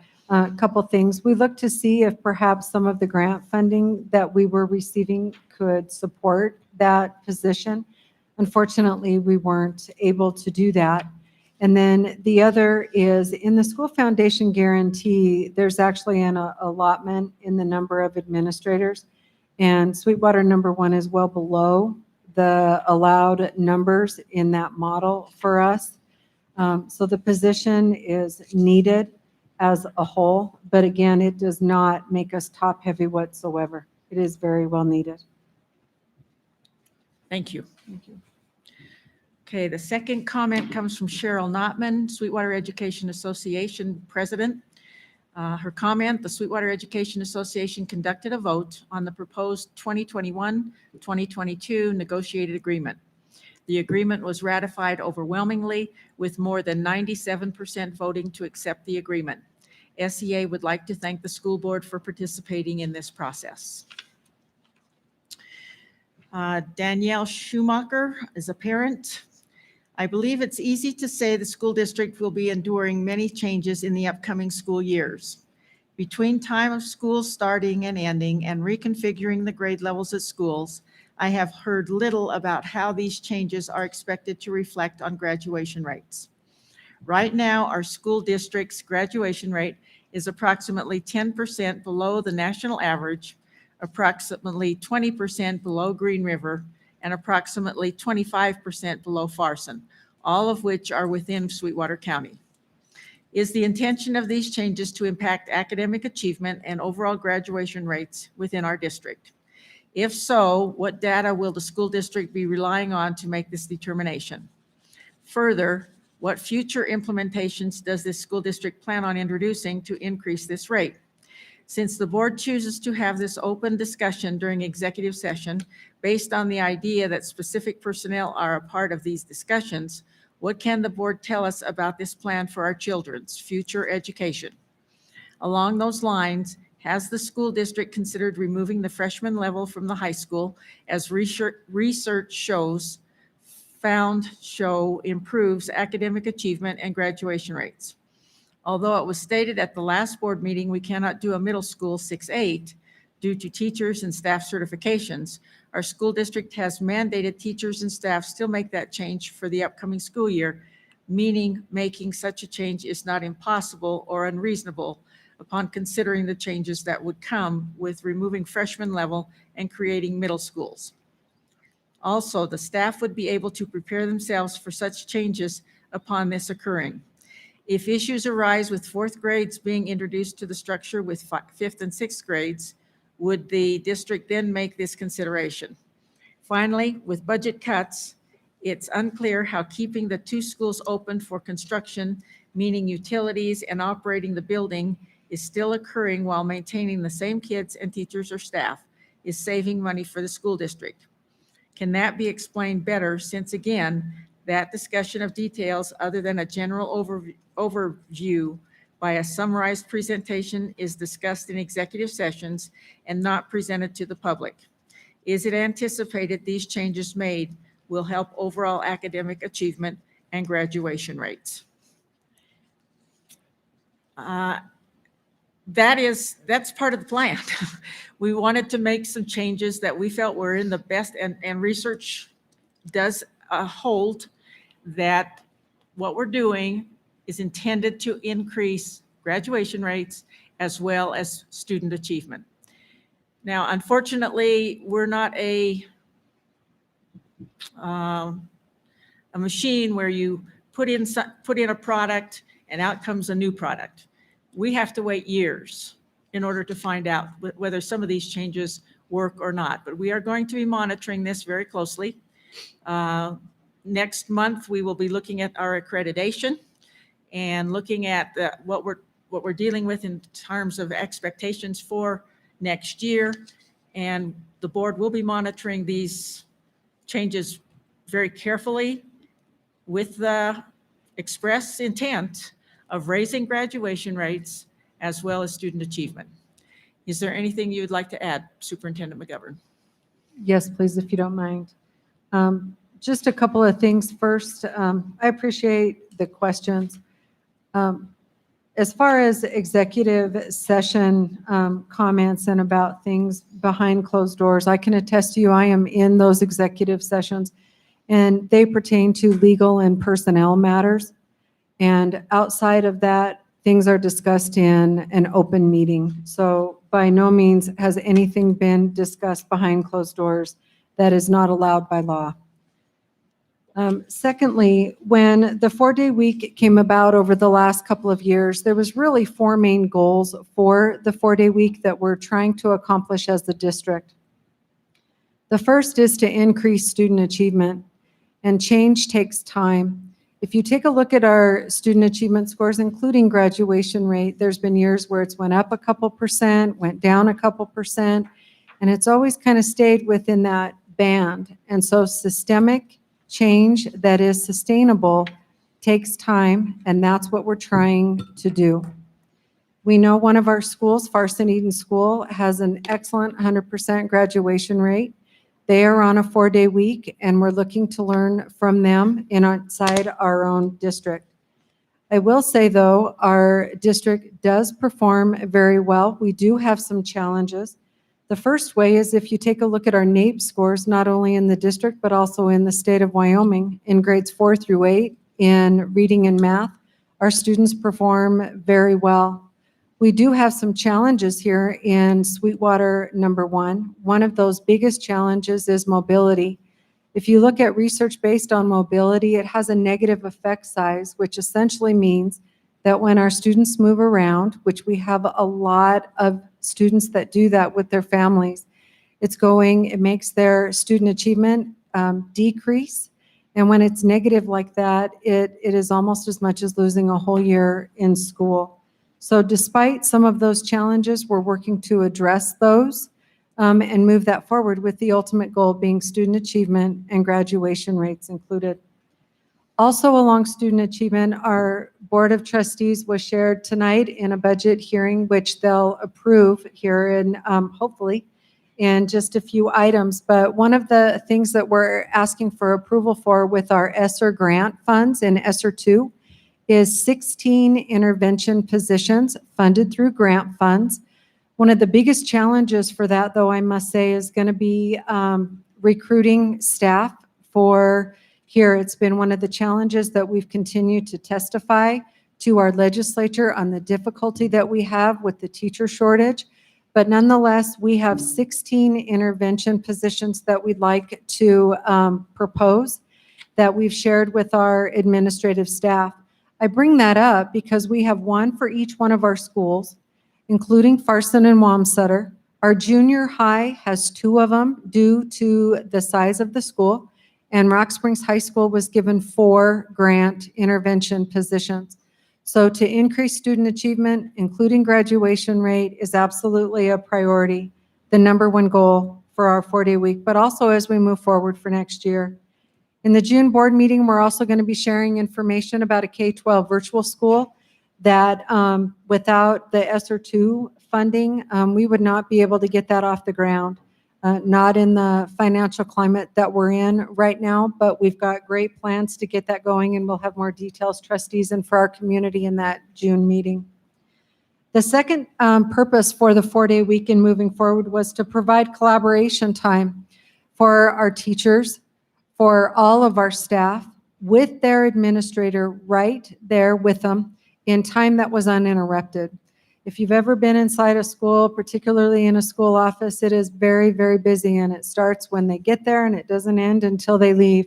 So we know that we need time for people to work together so that they can really make a difference in what they do in the classroom. And research will tell you over and over that it's not about the quantity, but it is about the quality. And that's what we're really trying to strive for. The third is the recruiting and retaining of qualified staff. We know that when we look at other districts, we're losing 53 retirees, 53 certified staff. Nicole went over and recognized some of those retirees. We were out in the buildings today and we delivered corsages to our staff. We know our board members are going to be visiting our schools in the days to follow as well. But if you add all of the years' experience that's walking out those doors, that's a lot. And it's going to be very difficult to replace those people. We're going to do our best. But we know that with our younger teachers that are coming in, that 4-day week is the work and home life balance that they're striving to achieve. And we hope that that really does help us recruit staff and keep the quality staff that we have.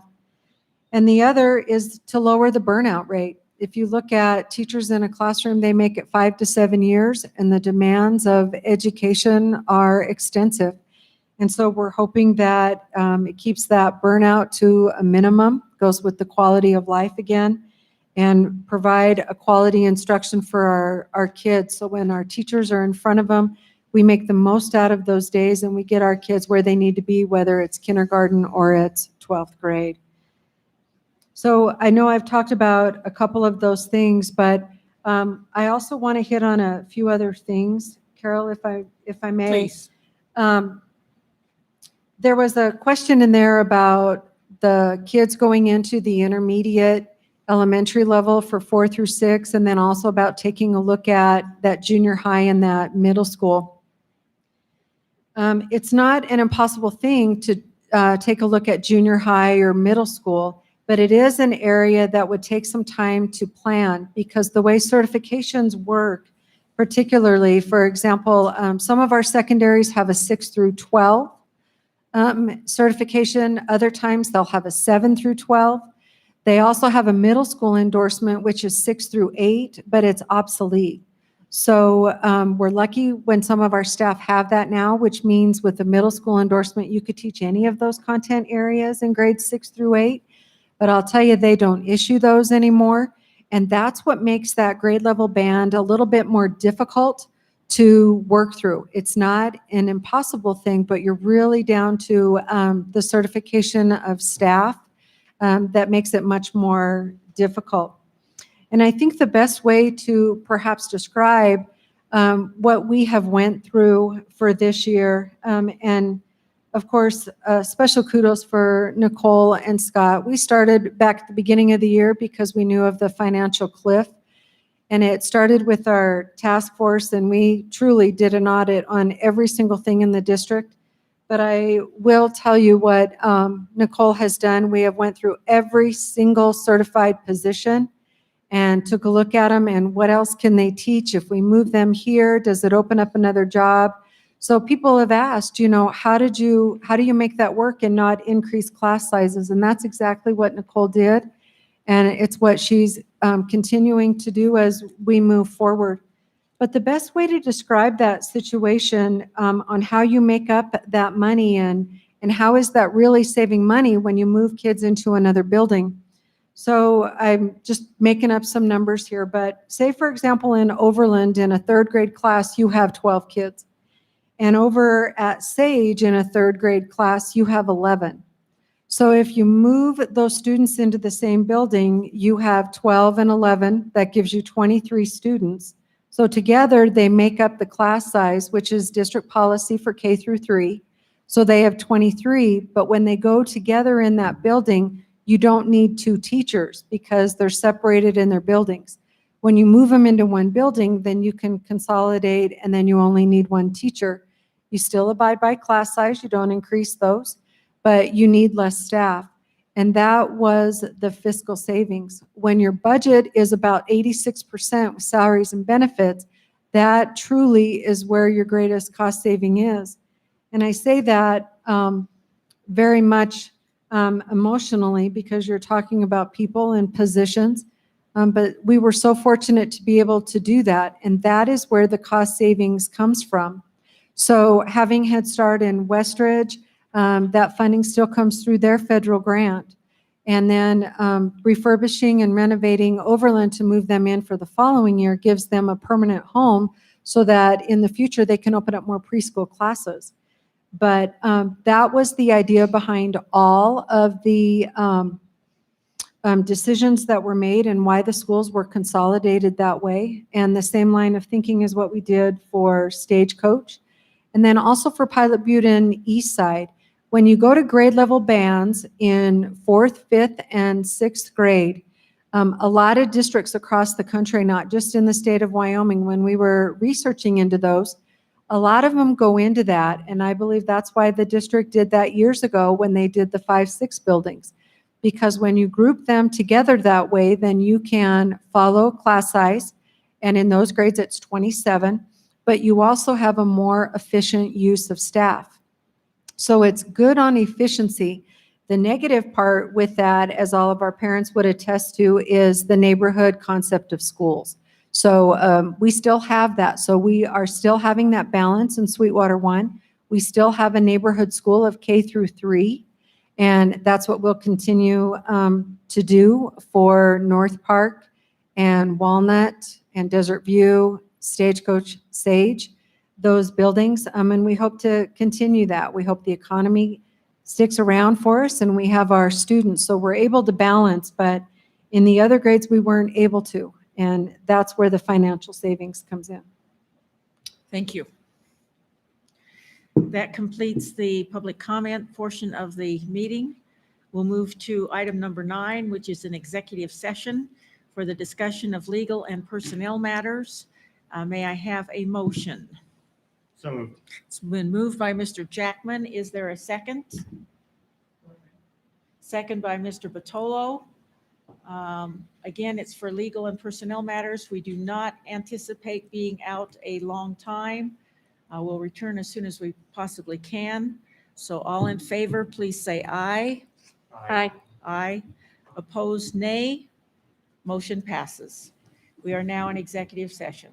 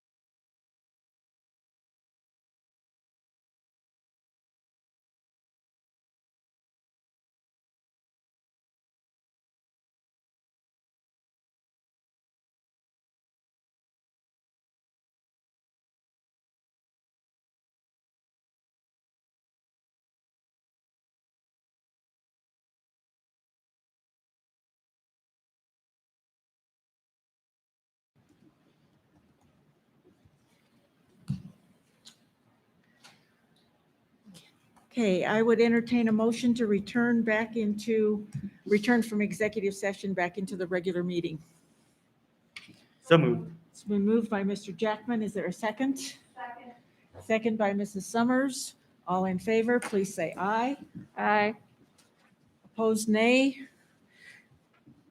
Motion passes. We are back in regular meeting.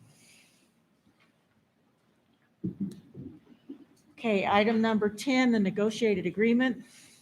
Item 10A, approval of the 2021-2022 negotiated agreement pending the recommendation of the Sweetwater Education Association, which was in the public comment. So they said that they had 97% approval. So is there a motion? So moved.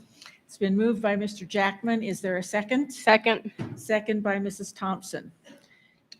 First of all, are there any comments or discussion? I have a statement that I would like to make. As many of you may know, I have worked on both sides of this negotiated agreement as a former SEA president, former WEA UNISERV director, and now as a trustee on the board's negotiating team. It is unfortunate that just because two parties disagree, some perceive the proceedings to be brutal, disrespectful, contempt, and hostile. 3 trustees on this board have spouses who are teachers. A 4th trustee's spouse is a classified employee, and 2 of the 3 remaining trustees are former teachers. We have the utmost respect for all employees and have worked diligently to show that respect with the best financial agreement possible under our current budget constraints. Our goal was to make our employees whole financially after the frozen salaries from 2016 through 2019. Combined with last year, this agreement does that plus. So with that, all in favor of approving the 2021-2022 negotiated agreement, please say aye. Aye. Aye. Opposed, nay. The motion passes. Item 10B, approval of the classified employees and administrator steps, off-schedule salary increases, and salary payments. Is there a motion? So moved. It's been moved by Mr. Jackman. Is there a second? Second. Second by Mrs. Thompson. Any discussion? Hearing none. All in favor, please say aye. Aye. Aye. Opposed, nay. The motion passes. Treasurer's report, item number 11. Mr. Jackman. Thank you, Madam Chair. For the month of April 2021, for the general fund, we started with $19,330,814. We finished with $18,940,285. For the school lunch program, we began with $1,364,047.08. And for the Head Start program, we started with $71,793.92, and we finished with $78,787.31. That concludes. Okay, is there a motion to approve? It's been moved by Mrs. Summers. Is there a second? Second by Mr. Batolo. All in favor, please say aye. Aye. Aye. Opposed, nay. The motion passes. Item Mrs. number Jellicoe. 12. Pardon for the interruption. I'm Is just- Max voting? Yes, and he is saying aye. He just want to Make sure we got it? that the aye came Okay. through. Okay.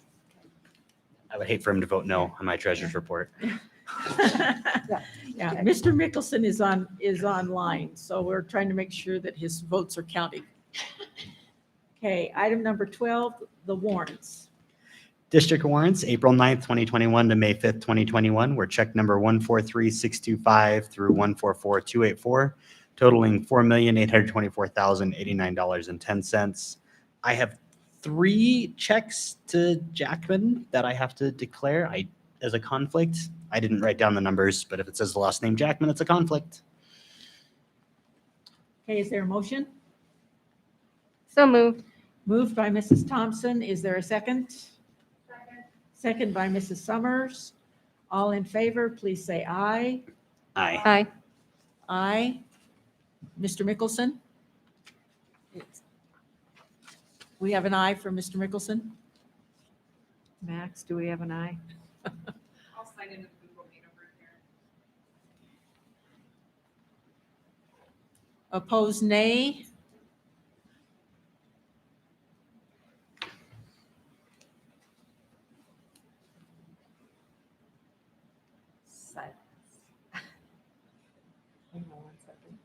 Jeremy, did you check those cables that? Motion passes. Okay, item number 13, budget amendments.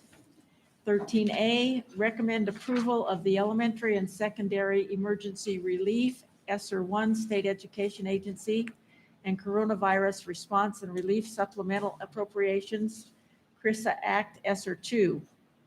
Is there a motion? It's been moved by Mr. Batolo. Is there a second? Second. Second by Mr. Jackman. Any discussion? I think we probably had the discussion earlier, so. All in favor, please say aye. Aye. Aye. Opposed, nay. Motion. Those are ayes. Okay, Mr. Mickelson votes aye. Motion passes.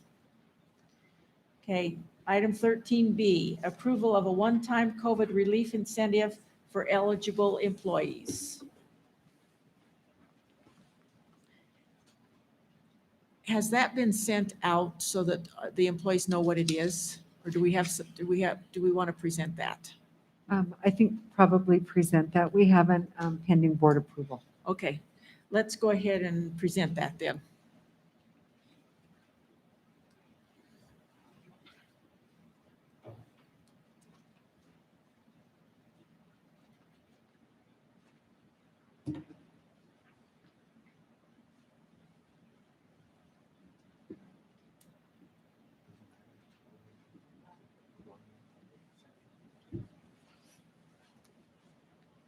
Mr. Duncan? Yes, thank you. The matter before you is a one-time COVID relief incentive.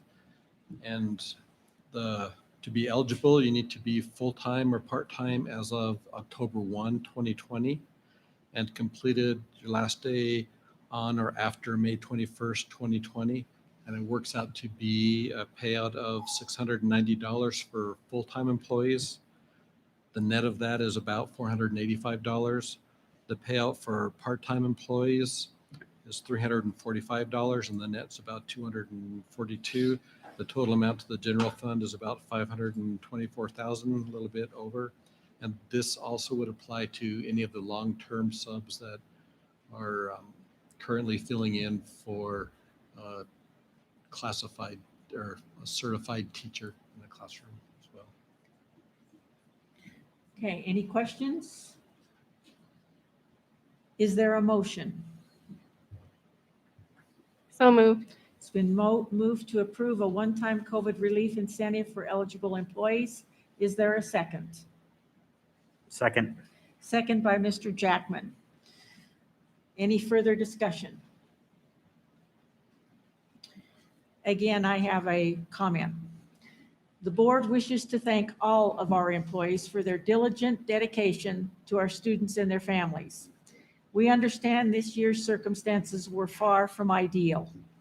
We so appreciate your creativity and true grit to get through the year.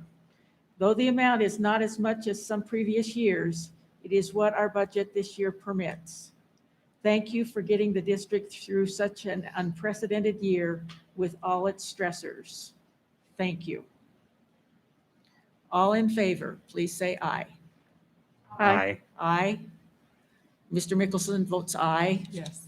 Opposed, nay. The motion passes.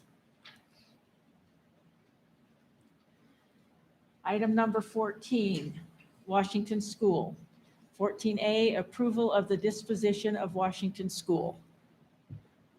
Did you want to, I'll start off, Dan, a little bit, and then please join in on the disposal. For 14A trustees, what really governs the disposal of Washington School, we have a policy on that. It's policy DN, school properties disposal procedure. So by the Board of Trustees' actions to dispose of that, just real quick in the policy, we would be declaring Washington School as surplus and no longer required to accomplish the mission of the school system.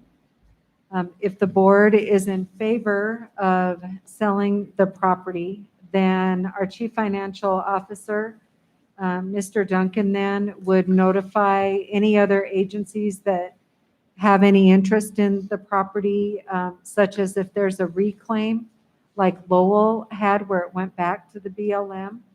I believe Washington School does not have that provision in there whatsoever.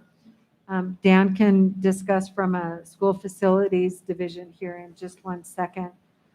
By the board taking action on this, it is sold at the direction of the Board of Trustees, either by a bid advertisement or a listing agreement with a local realtor.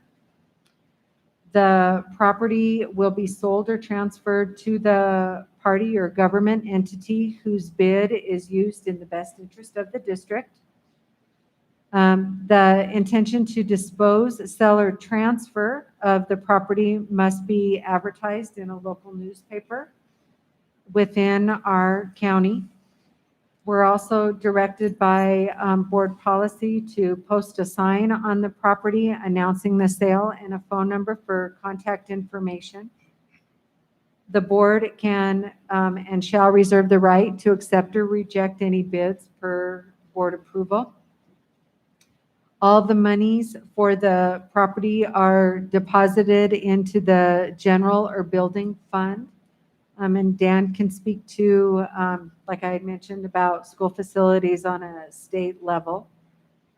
We keep all of the records permanently on what happens with the property at Washington School. And any portion of the property that is not for sale comes at the direction of the Board of Education. So once the board, and should the board choose to take action on the disposal of Washington School, those would be the steps that we would follow in accordance with the policy. Dan. Madam Chair, trustees, from the state's perspective, one of the things that we have to keep in mind is while this is our property and since it was purchased prior to 1979 and we keep the proceeds, the sale of this or the demolition, whichever, would have to go before the School Facilities Commission. And the School Facilities Commission, as one of their rules and regulations, is that districts can no longer, I mean, we have to sell it for fair market value. If we decide to dispose of the building has to go before, we have to have public comment. We have to hold a public meeting like we've done in the past with the partial demo of Lowell and the demo of Lincoln. So as from the state's perspective, we have to identify asbestos, which we do because we have records. Our records have identified for any prospective buyer so that they are aware of what they're getting. But as far as, our board policy pretty much dictates everything, but the final action of the building, anytime there is a deposition of a building, has to go before the school facilities commissioners, and it has to be approved before we move forward with it. So there is a contingency. They realize, especially in today's climate where we have economic impacts, districts are looking for money for things. And that is one of, if this building had been purchased after 1979, then it would be their ballgame. They would dictate the sale of it and how we would go about it, and they would keep the funds. Now you can, on a newer building, you can negotiate if you have projects that the sale of those projects, the money from the sale of those projects would go towards, something within the school district as far as facilities. But since this is an older building, it's our money to do with as we see fit, but it does have to be approved of by the School Facilities Commission. Any questions? Comments? Madam Chair, Mr. Jackman? I'm not sure how to go about this, but I think disposition is probably not the best word for our motion. I think we should probably go with disposal. Madam Chair, Trustee Jackman, the legal wording on the state level is disposition of a building. Interesting. Okay. Okay. Okay, further comments or questions? Okay, then is there a motion? It's been moved by Mr. by Mr. Mickelson to approve of the disposition of Washington School. Is there a second? Second. Second by Mr. Jackman. Any discussion or comments? Hearing none, all in favor of the approval for the disposition of Washington School, please say aye. Aye. Aye. Opposed, nay. The motion passes.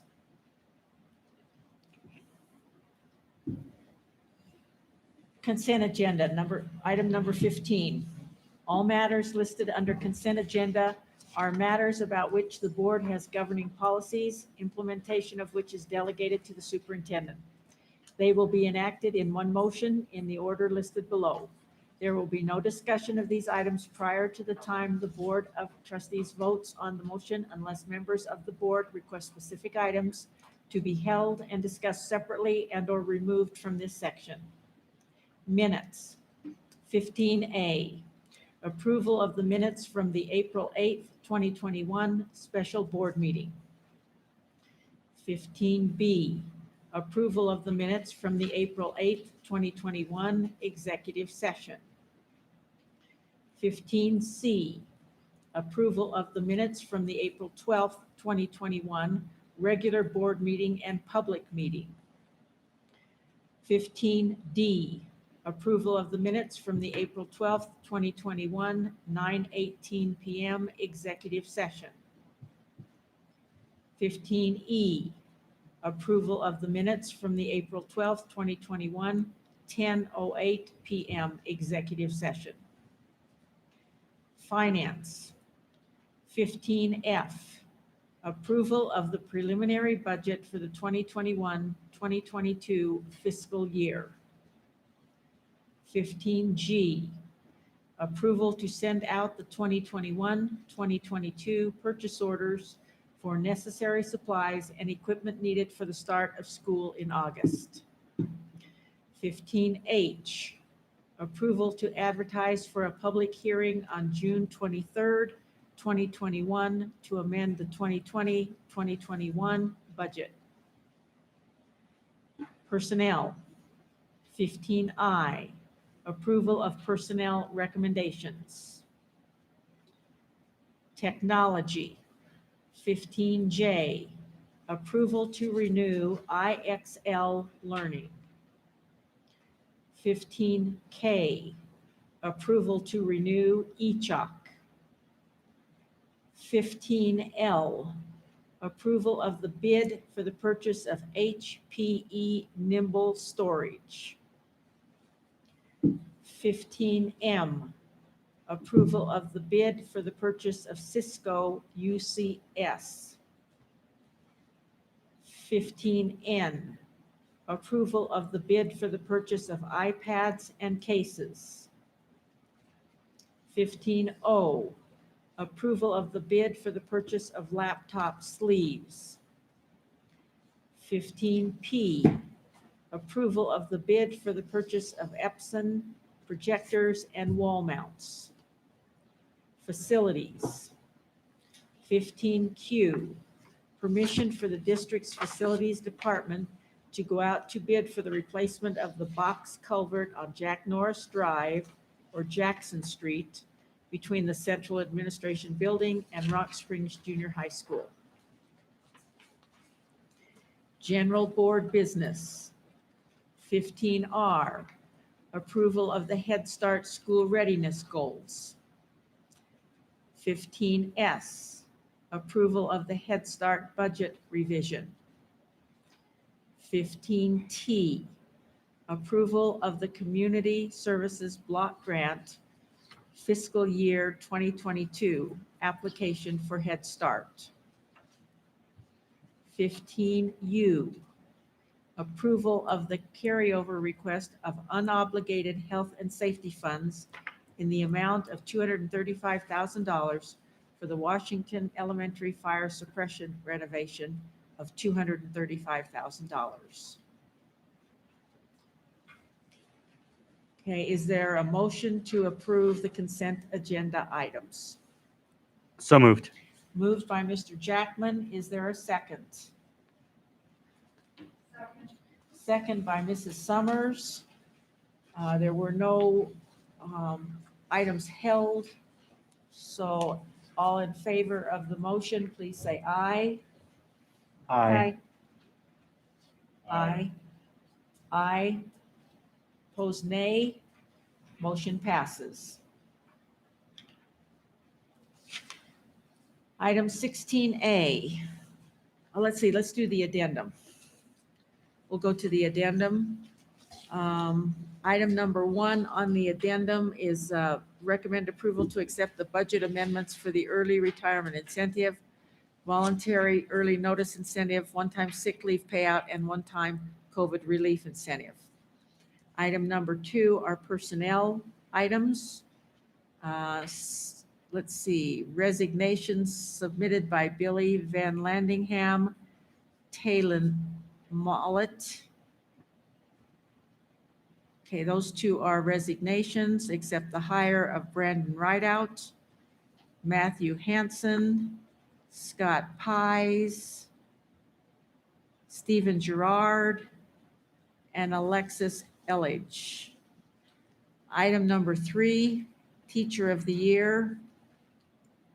Recommendation to approve the District Teacher of the Year award letter. Do we want to address that one? Please. Sure. Trustees, what this is right here, I'm wondering if it would be appropriate to read this. It's very important on what our teachers have done this year. Please. Hello, Sweetwater County School District Number 1, staff, parents, and community. Each year, school districts within Wyoming have the opportunity to nominate one District Teacher of the Year. Each district determines its own review process and the selection of the nominee for this special award. Once a teacher is nominated at the district level, the recommendation continues to the state level, and the eventual Wyoming winner then moves to the National Teacher of the Year competition. Since districts are only permitted to select one nominee, qualifications for the Teacher of the Year award are rigorous and include expertise in their field, collaboration with students, colleagues, and families to create a school culture of respect and success, connection to our community both inside and outside the classroom, demonstrating lifelong learning. In a year with many new challenges, trials, and uncertainty, how do we recognize only one teacher this year when our entire professional and classified staff all contributed so much to providing safe in-person instruction? Therefore, the district won't be sending one name forward. We would like to do something different this year. On behalf of the administration and the Board of Trustees, we would like to honor all of the teachers in Sweetwater County School District Number 1 as our district's Teachers of the Year. The teachers of Sweetwater County School District Number 1 demonstrated perseverance despite many obstacles to provide an education to students. Their actions are beyond measure, and we honor them with the utmost admiration. In the face of the myriad of challenges, our teachers rose quickly to meet the obstacles of the COVID-19 pandemic and simply worked harder. They taught from their homes last spring. Some had rooms in their homes transformed into virtual classrooms with whiteboards and other techniques. They demonstrated leadership and innovation in learning new technology swiftly and efficiently to give their students instruction and maintain a connection to the classroom, even when separation was required. Our teachers developed lesson plans to meet the needs of all students, whether in person or online, all within the same classroom each day with unwavering dedication. Congratulations to all of the teachers in Sweetwater County School District Number 1 as our Teachers of the Year. And then on the second page of the letter, we will have signatures for all of the building administrators, the Assistant Superintendent, Director of HR, Nicole, and then myself. And then pending board approval, trustees, we would also ask for your signature on this letter as well. Thank you. Okay, is there a motion to approve the addendum? It's been moved by Mr. Mickelson. Is there a second? Second by Mr. Patolo. All in favor, please say aye. Aye. Aye. Opposed, nay. Motion passes.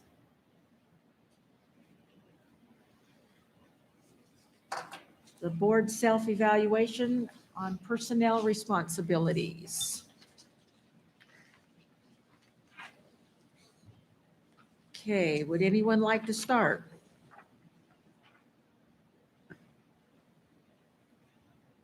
Sure, might as well. Mr. Jackman? Thank you, Madam Chair. As a whole, I watched negotiations, watched every minute of it.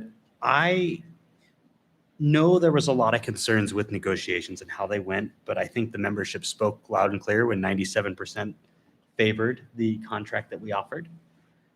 Looking over our evaluation, it's going to be more of a weighted average because I think there's two areas where we are slacking and I know we can do better.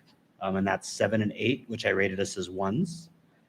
As a whole, for negotiations, I think or for the personnel responsibilities, I mean, we're almost 4s across everything else, but I think as a whole, I'm at 2.5, weighting the average on those two areas we aren't doing what we need to. Okay.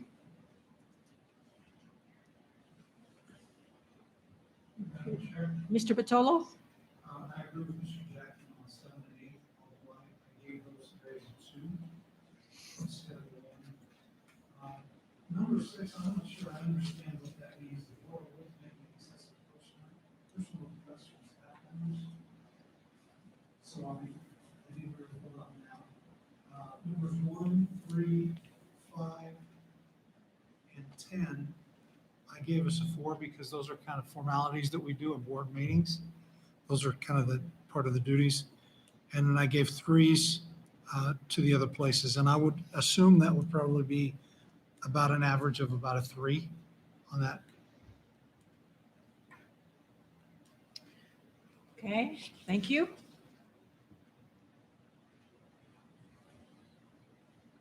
Madam Chair. Mrs. Summers?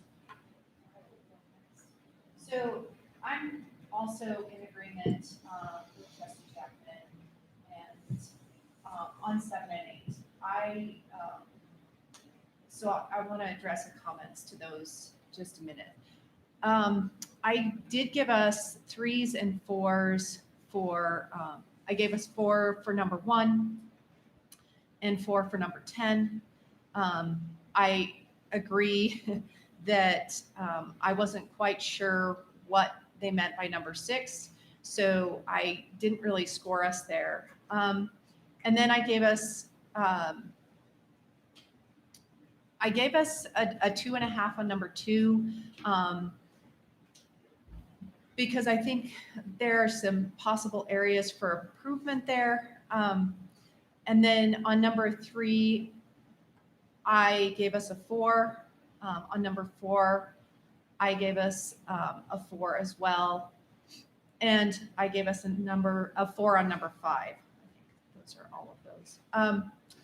I did on 7 and 8 give us 2s for those. And partly, I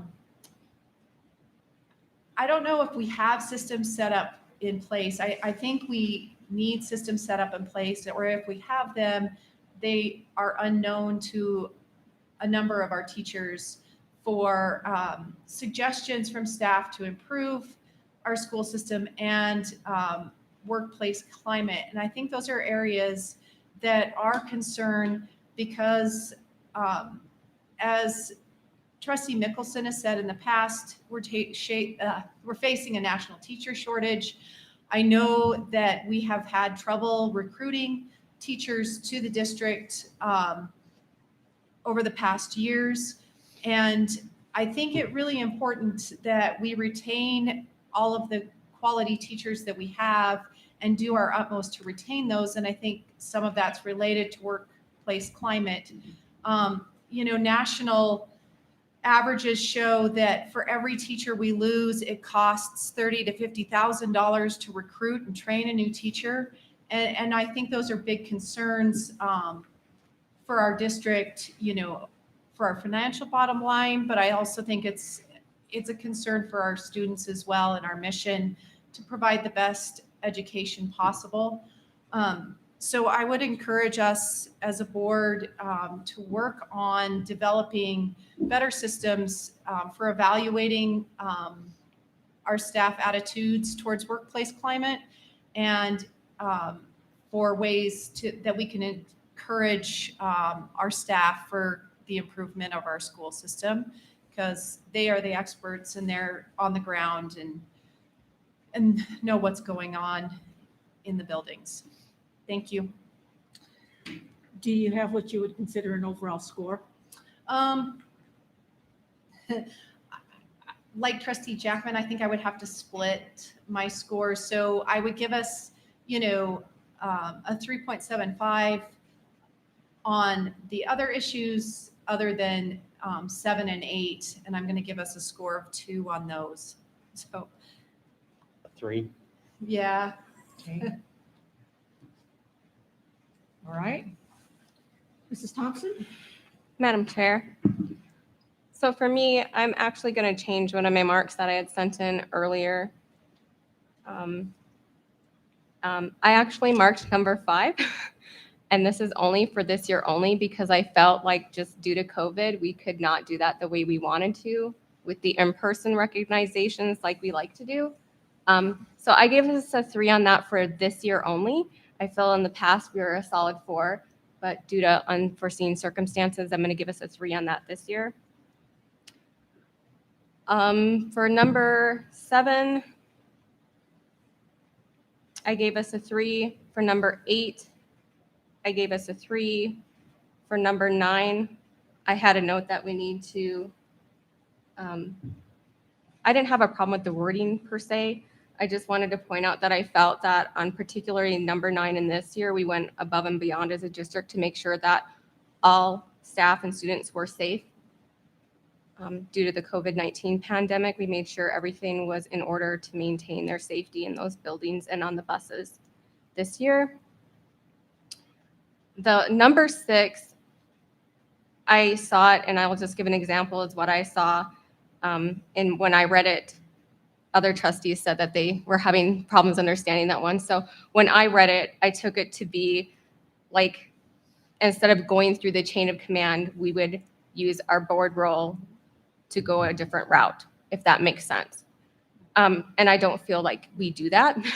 So I give us a 4 on that because I feel that we don't make personal requests from staff members, that we do go through the chain of command just like everyone else does. So overall, I give us a 3.5. Thank you. Mr. Mickelson?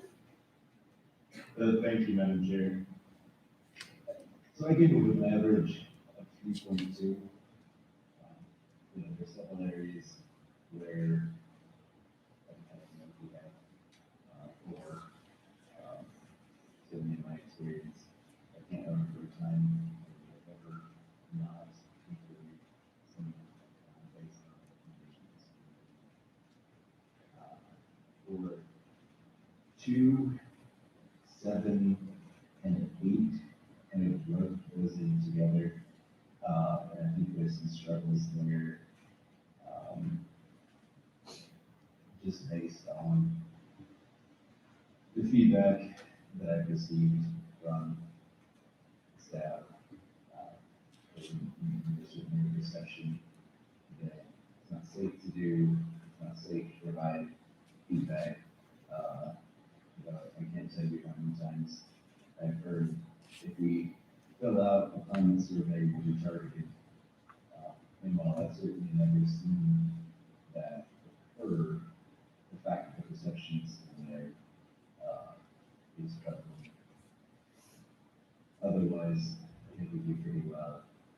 Certainly, the district excelled, as Casey Johnson said, in providing safe and productive working environment. Our area dumpster, everywhere, inside. I very much appreciate that.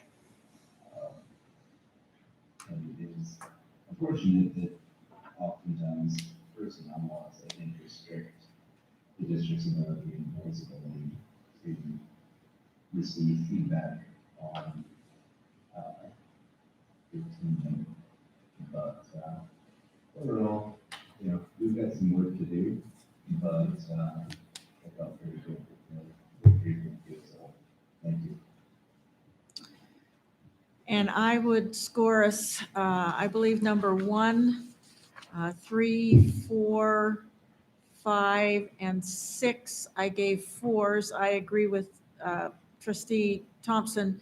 The board avoids making excessive personal requests from staff members. I believe we follow the chain of communication there. So that was my interpretation of that one.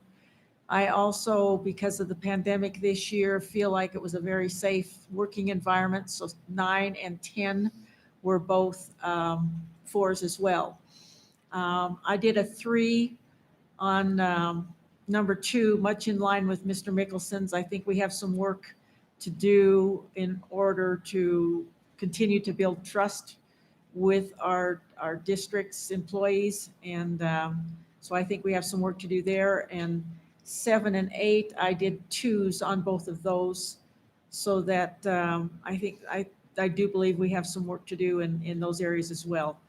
As far as a process for encouraging suggestions from staff for improvement of the school system, and a periodic assessment of staff attitudes and workplace climate. So I think we have some work to do in those 2 areas. So I think my score is probably about a 3. So thank you. Thank you for those. I think this is an area that we all agree that we want to do the best that we possibly can, and there may be some areas that we can do better.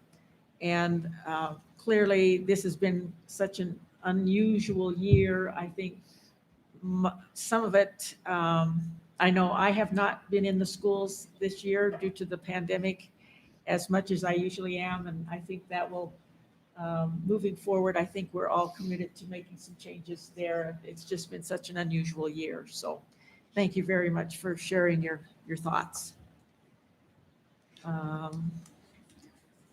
Okay, good of the order, number 17. Any comments to the good of the order?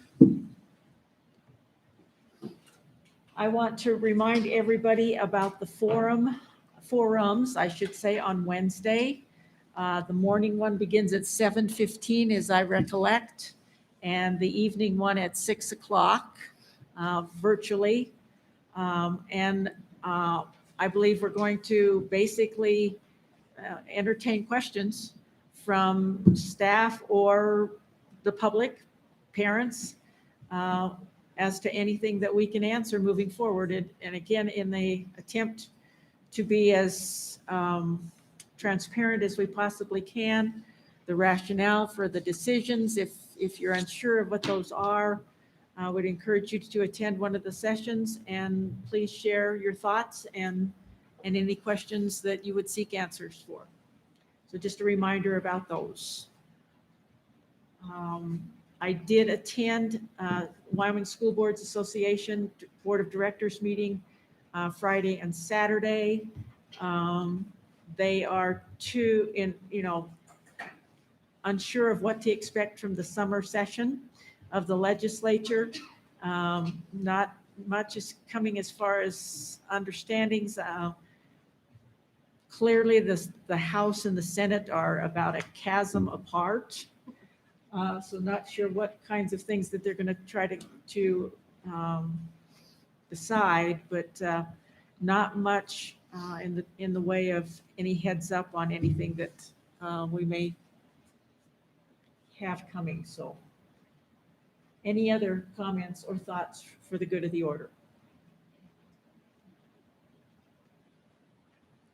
Superintendent McGovern?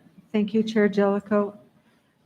Just for information, the Black Butte High School graduation is still scheduled for May 17th at 7 o'clock.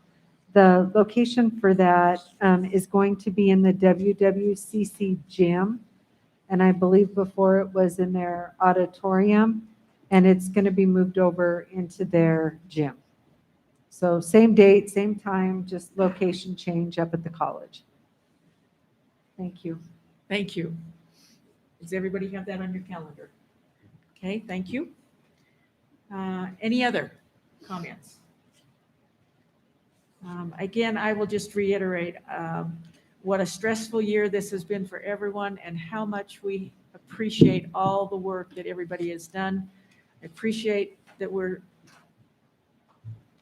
suggesting that we approved that all of our teachers deserve Teacher of the Year awards. Your creativity, your dedication, your stick-to-itiveness, grit, whatever it is very much appreciated. And please accept our thanks. Item 18, new business. Item 18A is the vacancy notice as of May 3rd, 2021. 18B is the calendar for the months of May, June, July, and August. 18C is the April 2021 Head Start Liaison Report. Okay, item number 19 is a second executive session for discussion of legal and personnel matters. I would entertain a motion to go into executive session. So moved. It's been moved by Mr. Jackman. Is there a second? Seconded. Second by Mrs. Summers. We do not anticipate any action upon our return. All in favor, please say aye. Aye. Aye. Aye. Opposed, nay. Motion passes. We are in executive session for discussion of legal and personnel matters.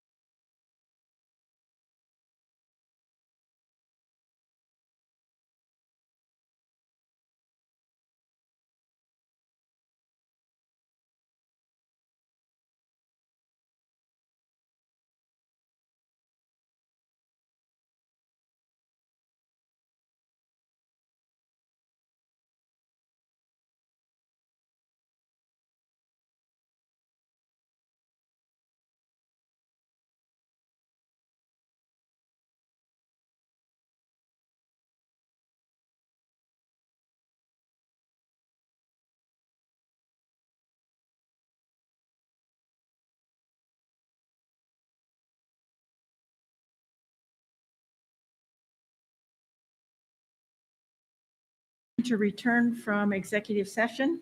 So moved. It's been moved by Mr. Jackman. Is there a second? Second. Second by Mr. Batolo. All in favor, please say aye. Aye. Aye. Motion passes. Is there a motion to adjourn? So moved. It's been moved by Mr. Jackman, Second. second by Mr. Batolo. And all in favor, please say aye. Aye. Aye. Opposed, nay. Motion passes. We are adjourned.